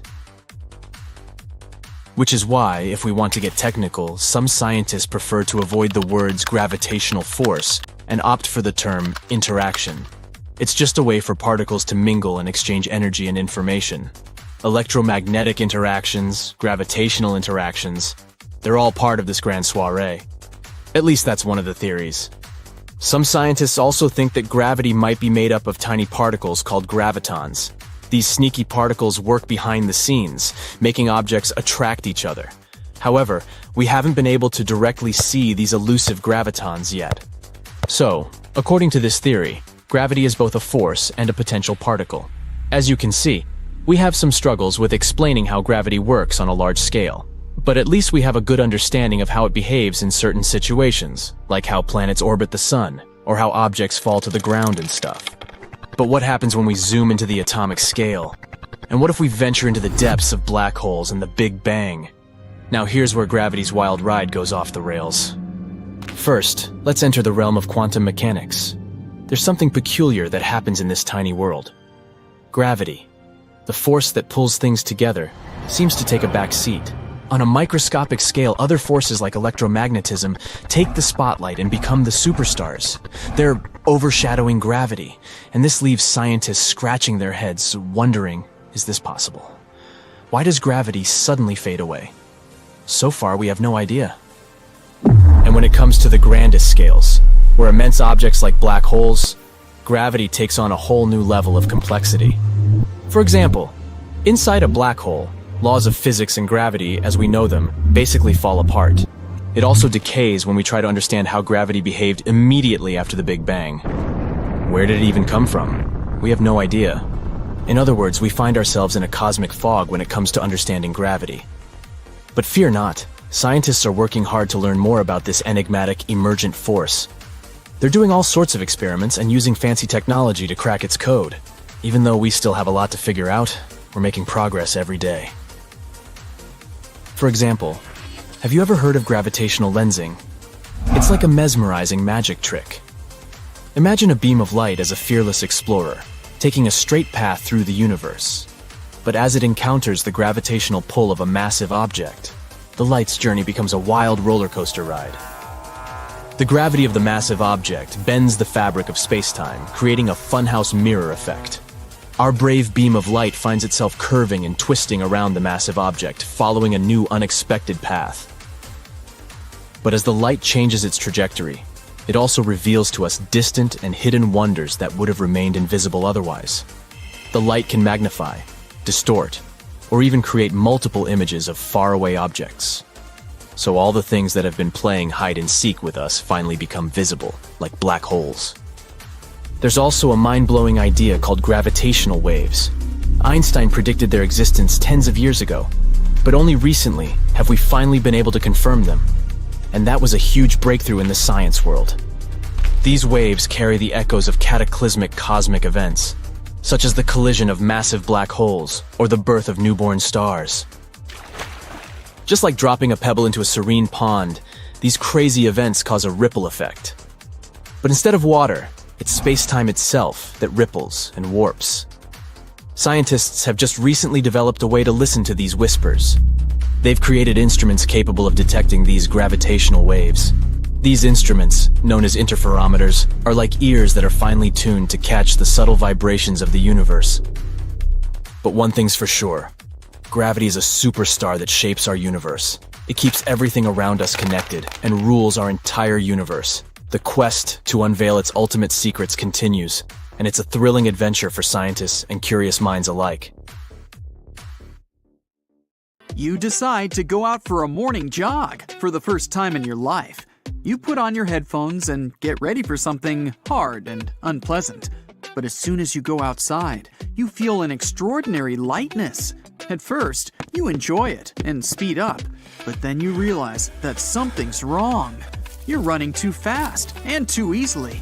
You feel like you've just taken off a heavy backpack that you've been carrying all your life. You're so fast, you think you must have a superpower now. But you notice another athlete running as quickly as you. You notice a puddle ahead of you and jump over it. You jump so far and so high, it feels physically impossible. You fall to the ground, shocked. Then you notice there are no scratches on your body, and the ground feels lighter. You stop the music in your headphones and turn on the radio. All the news reports say the gravity on the entire planet has decreased by half. Thanks to gravity, we stand on the ground and don't fly away into the sky. This power allows our planet to revolve around the sun and the moon to revolve around us. Heavy things seem heavy because of gravity. And now, something has happened to the Earth's core, and the mass of our planet has decreased. This is the reason for the change in gravity. People happily run out of their houses and jump twice as high and further than they used to. Any objects seem twice as light to you. Your body has become lighter, so you can easily stand on your hands. But still, you don't feel like a superhero. You can't lift a car, even if its weight was reduced by half. But now, parkour is easier for everyone than before. Your body's weight has decreased, which means you get less damage when you fall. However, panic quickly replaces the joy of the new conditions. It becomes hard for you to breathe, the same as all other people. The air has become lighter. The updated force of gravity has reduced the air pressure by half. Now you feel like you're at an altitude of 16,500 feet among the streets of a usual town. It's like you're halfway to the top of Mount Everest. The air is no longer as dense, and the main part of it has settled in the atmosphere. In the beginning, everyone experiences massive dizziness and panic. You feel like there's not enough air in your lungs, so you get nervous. To solve this problem, you have to learn to breathe slowly and evenly. Thanks to this, you calm down a bit. Others also learn to be more balanced and don't live in a hurry anymore. All of you experience less stress and enjoy every day. Then scientists create unique oxygen masks. You put it on, take a breath, and a special filter puts pressure on the oxygen molecules, making the air denser. After a couple of decades, people will take off these masks, as they'll ultimately get used to the new conditions. New generations will be born with adapted lungs. The Earth's atmosphere is expanding. It seems the sky has risen higher and acquired a darkish hue. Satellites flying around the Earth's orbit are now inside our atmosphere, but the Earth's gravity still attracts them. You see thousands of satellites burning up. Some of the space debris survives the atmospheric shield and falls to the ground. A meteor shower begins. Space trash crashes into houses, roads, trees, and cars. You and the rest of the people decide to wait out the storm underground, in the subway or basements. Fortunately, the shower doesn't last long. People come out of their hiding and look at the sky in surprise. The moon changes its previous position and slowly flies away. Soon it disappears completely. Our planet is now like a heavy ball in the center of a huge blanket. That blanket is gravity. It bends under the ball's weight. If you put any light object on the blanket, it will roll down to Earth. But if an object is moving at high speed, it will be able to spin on the blanket's edge and not fall into the center. Thanks to such speed, the moon doesn't fall on us, but at the same time, it can't fly away. Now that gravity has decreased, the blanket has become twice as loose. The rotation speed allows the moon to fly out of our gravitational field. It just goes into space. People will be able to observe the wandering moon for a long time through telescopes. Meteorites might crash into it. It could also find another planet with stronger gravity and will revolve around this new home. The moon may stay in place, but will be revolving around the Earth at a slower speed. In any case, there will be no more tides on our planet, and the sea level will remain the same. In the sea, you can also feel the changes. It's much easier for you to stay on the water, and you can swim faster. But the coolest thing is running along the shore. The splashes are floating in different directions, so slowly and beautifully. The waves are running on the sand in slow motion too. The weight of cars, planes, and ships has reduced, and so people consume less gas now. You can drive twice as far with a full tank. Fuel transportation is easier, and less energy is spent on flights. Gasoline is becoming cheaper. The decrease in gravity inspires space tourism development. It becomes much easier for people to fly out of the Earth's orbit. Winter has come. You're walking down the street during a snowfall. It seems to you the snowflakes are stuck in the air as they're so slow. You step on the ice and realize that it's almost impossible to walk on such a slippery surface. Your weight has decreased, and the pressure of your feet on the ice is twice as weak. You're sliding and can't stop. You often fall, but you don't feel any harm. When the wind is strong, it's hard to stay on your feet. If you jump, you may even fly away. The grip of wheels on the road deteriorates. A driver can no longer brake abruptly. The wheels don't spin, but the car continues to slide for a while. That's why new speed limits are being introduced all over the world. You can still enjoy extraordinary strength and long jumps, but after a few generations, the human body will evolve and fully adapt to these conditions. People and animals will be born taller and bulkier. Majestic tigers the size of a truck are walking through the city streets. Flamingos the size of a plane are flying in the dark blue sky. But the worst thing is that the size of insects has increased too. A regular cockroach can now grow to be the size of a computer mouse, and tarantulas become twice the size of an adult palm. At the same time, all living beings become lighter in weight. Humans will become elegant and agile creatures. Our bones and muscles will stretch. The structure of the entire human body will change. We'll become thinner and smoother. Blood in the veins and vessels will flow more slowly, and it will greatly impair the brain's work, but only in the beginning. In the future, the body will expand. The brain will increase, as will the number of neural connections inside. The lungs will become more sensitive and spacious. People will be smarter and wiser. All devices and materials will be developed according to the new conditions. A cup, a pencil, a plate, phones, and other gadgets. Everything will get lighter and more fragile. If an ordinary person gets into such a world, they'll feel like a superhero. You'll be able to punch through lightweight walls and doors and break bricks with your hand. New people won't match your power, but you'll seem too small and clumsy to them.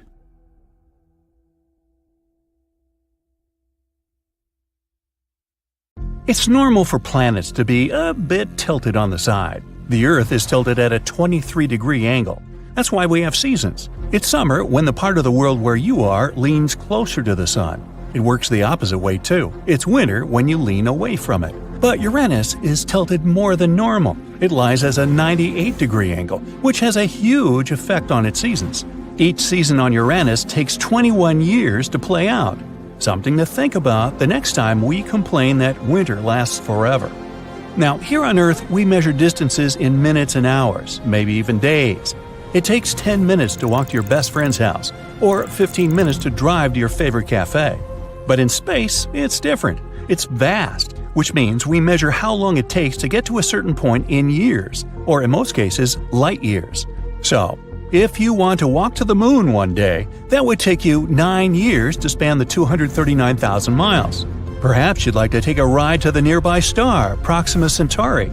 Maybe if you kept the pedal to the metal at a constant speed of 70 miles per hour, you'd get there in about 356 billion hours, or around 40.5 million years. Trust me, after the first 20 million years, you'd be second-guessing yourself as to why go there in the first place.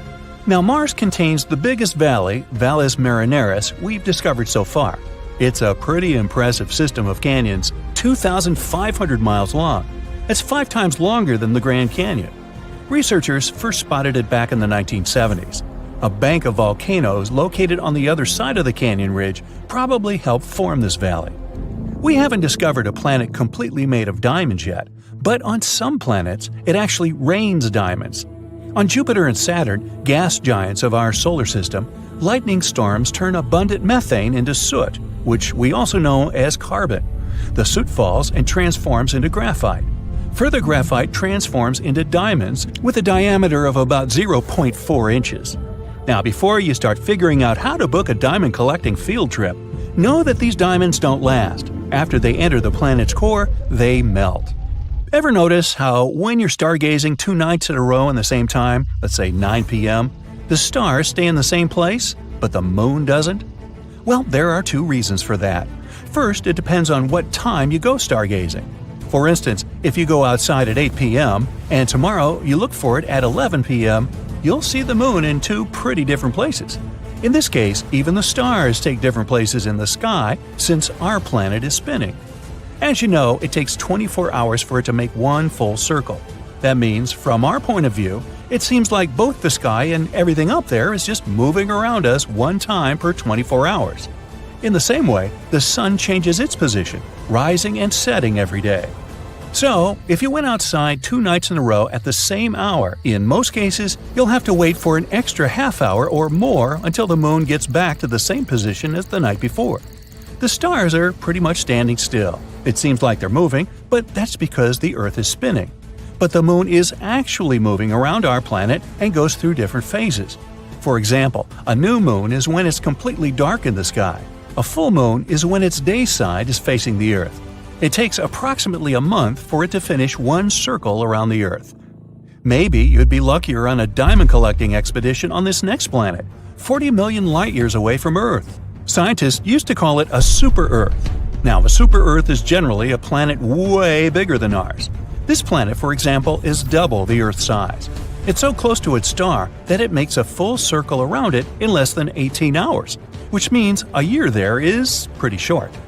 Since it's so close to its star, its temperature goes up a whopping 4,900 degrees Fahrenheit. Because of the heat, in combination with the planet's density, scientists have the theory that its core is made of carbon in the form of graphite and diamonds. Over 10 years ago, astronomers discovered a huge water vapor cloud. It was 12 billion light-years from our home planet. That cloud is the biggest source of water we know of. It's also the oldest, dating back to when the universe was only 1.6 billion years old. Now it's 13.8 billion years old. Man, if only I had started a savings account 12 billion years ago. With compound interest, I'd have me quite a pile of cash by now, but I wasn't around then. Anyway, this cloud is so large it holds 140 trillion times the amount of water in all the oceans on our planet. This cloud kind of feeds a black hole. It may also contain enough gases, such as carbon monoxide, to encourage the black hole to grow 6 times bigger than it is at the moment. The average temperature of our planet is about 57 degrees Fahrenheit, and the highest temperature ever measured was 134 degrees. Sound too hot? Well, on Venus, it can go up to 900 degrees, which makes it the hottest planet in our solar system. It's not hot enough to melt steel, though. It would need to be higher by 2,500 degrees to get there. But it's hot enough to melt lead, and it's way too hot to sustain life, at least not in any form that we know. Venus is not even the closest to the Sun, it's Mercury, but it has a super thick atmosphere that traps greenhouse gases. It's like you covering yourself with a pretty thick blanket in the middle of the summer. Now, we're used to seeing volcanoes spewing hot molten lava. After all, that's what they mostly do on Earth. But in space, volcanoes tend to spew methane, water, or ammonia.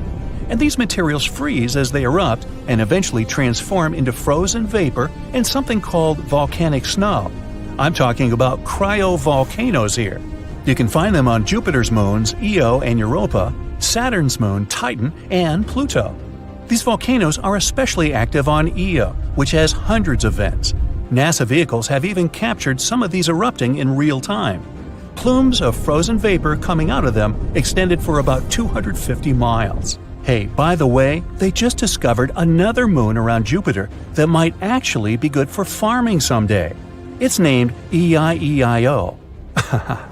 Now, what exactly happens to the light after it disappears inside of a black hole? Well, photon is a particle of light. The event horizon is the boundary of a black hole. When something, say a photon, crosses the line and enters those boundaries, it can't escape anymore. But it doesn't mean a black hole destroyed it. It pulls the photon in rapidly towards its center, where an enormous mass is packed into an infinitely small space. But we're not sure what happens to photons in such extreme conditions. It's still one of the biggest mysteries. Does a black hole destroy the light or not? Saturn has 82 moons we know about, 53 confirmed and 29 more that are still on the waiting list to be confirmed as actual moons before they get their official names. And one of the coolest moons might be a 914-mile-wide hunk of rock called Iapetus. It's dark on one side and bright on the other. Its lighter half is 20 times more reflective than the other one. As it turned out, the bright side is ice. The dark side is a bit more complicated. One theory says it's dark because of particles coming from another moon, the one named Phoebe. Another theory says it could be because of heat. Since the moon is rotating really slowly, its dark material is absorbing heat, which makes it even darker. Now, how big do you think a black hole can become? In theory, we can't find an upper limit to its mass. But astronomers believe the ultramassive black holes, or UMBHs, located in the cores of certain galaxies are mostly up to 10 billion solar masses big. Recently, they even discovered these UMBHs physically can't grow much more than this, because, in that case, they would start to disrupt the accretion disks that feed them. That way, they would kind of stuff the source of new material. Most people picture the universe as somewhere between aquamarine and pale turquoise. Even some researchers thought that was the case. They managed to determine the cosmic color by combining light from more than 200,000 galaxies within 2 billion light-years of our planet. But the real color is actually closer to beige. Researchers got it all wrong because there was a bug in the software. No, really? It converted the cosmic spectrum into the color our eyes would see if we were exposed to it. The team defined this color as a cosmic latte. Ooh, make that a double-shot low-fat large to go, please. People stop their cars on the highway, get out of them, and lift their heads in wonder. In the cities, everyone takes to the streets. Balconies and rooftops of houses are full of people staring at the moon in shock. It's red. Some people scream that it's the end of the world. Some seek shelter.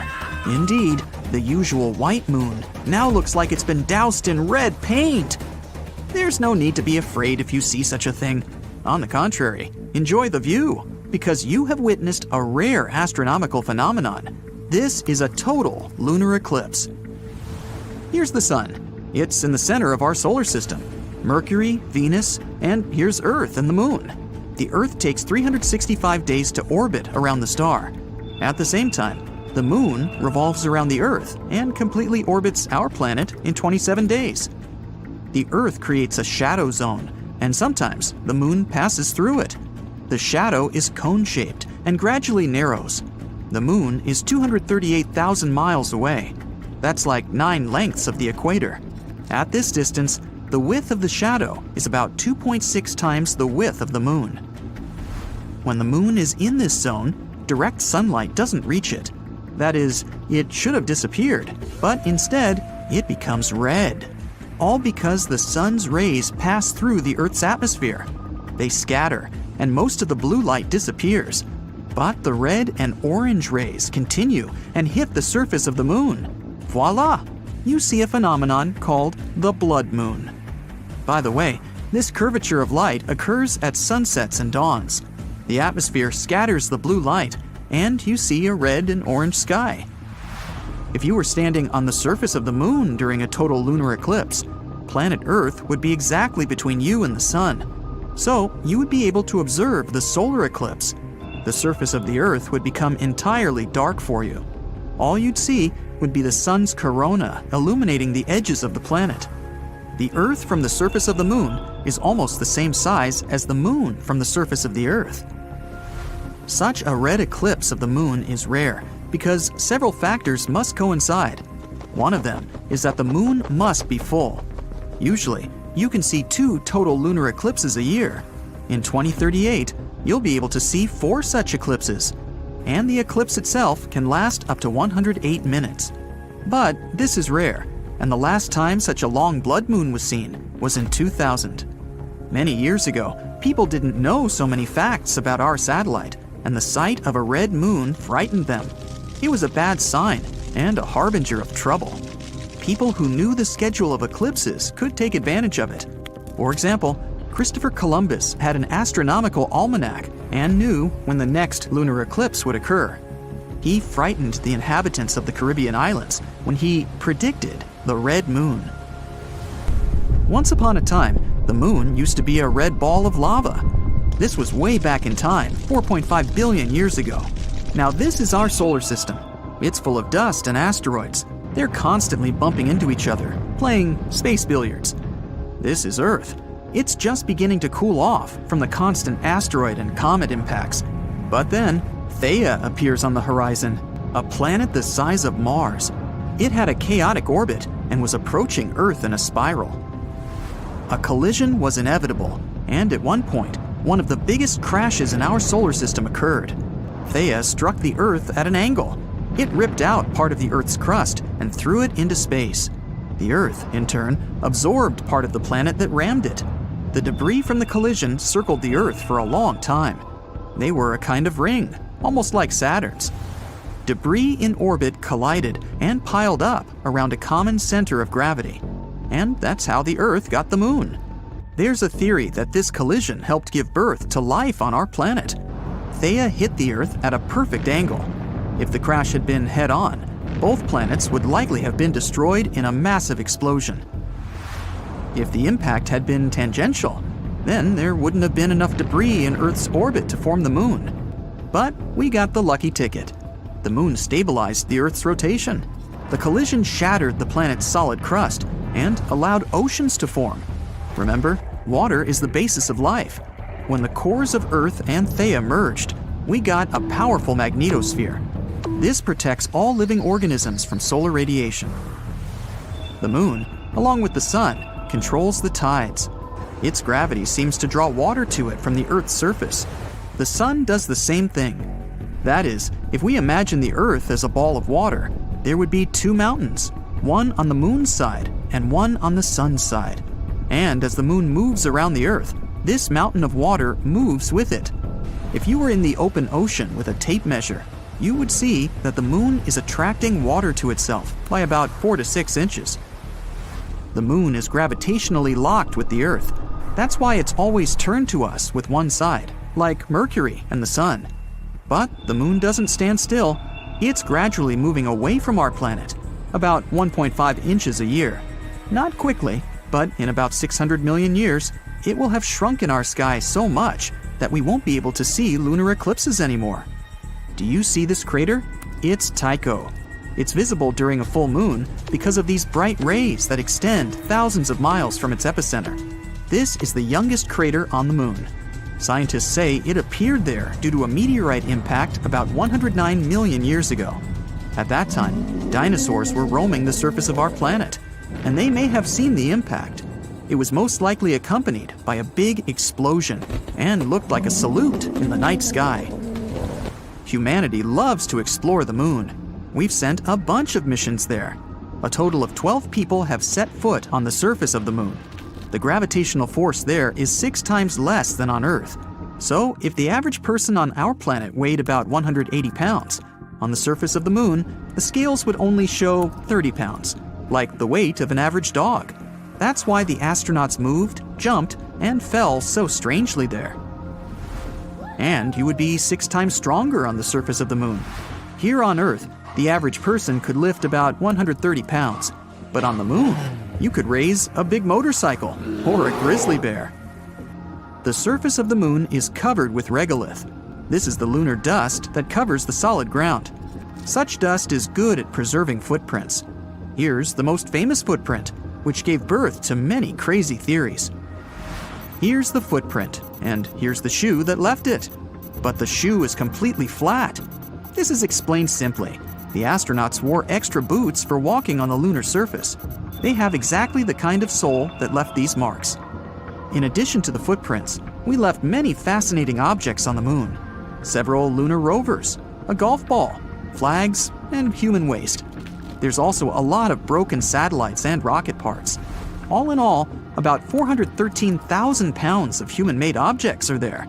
That's the weight of 3 passenger planes, or 31 adult elephants. In the future, we plan to resume missions to the moon. New landers will explore the surface of our satellite to find natural resources there. It's also a great place to test new rovers. We're even going to build something like the International Space Station in the Moon's orbit, the Lunar Orbital Platform Gateway. It'll be a convenient platform for exploring our satellite and launching spacecraft into distant space. If you start from here, the spacecraft won't need to spend almost all its fuel to overcome the force of Earth's gravity. So, such a station would save fuel and money. Scientists hope that we'll be able to mine water from the Moon's surface. It's been proven that there's ice there, mostly at the bottom of craters where the sunlight doesn't reach. Perhaps we'll send a rover there that can drill down a few feet into the surface, searching for water. Humanity already has the technology to build a full-fledged colony there. It would take up to 3 days to get there. We just need to get enough solar panels and building materials to the Moon. There's no atmosphere on the Moon, so potential lunar inhabitants would be defenseless against solar radiation. We would have to build houses underground to provide protection. Modern 3D printers will help make construction easy and fast. However, food and water supplies can only be maintained by constant supplies from Earth. The same goes for oxygen. Each rocket launch costs millions of dollars, so for now, colonization of the Moon is in question. The Moon could also become an object for space tourism. Imagine a spaceship launches from Earth, 3 days on the road, and you're orbiting the Moon. The lunar module undocks, and you land on the surface. You ride the rover, explore the craters, then return to the lander. The engines start,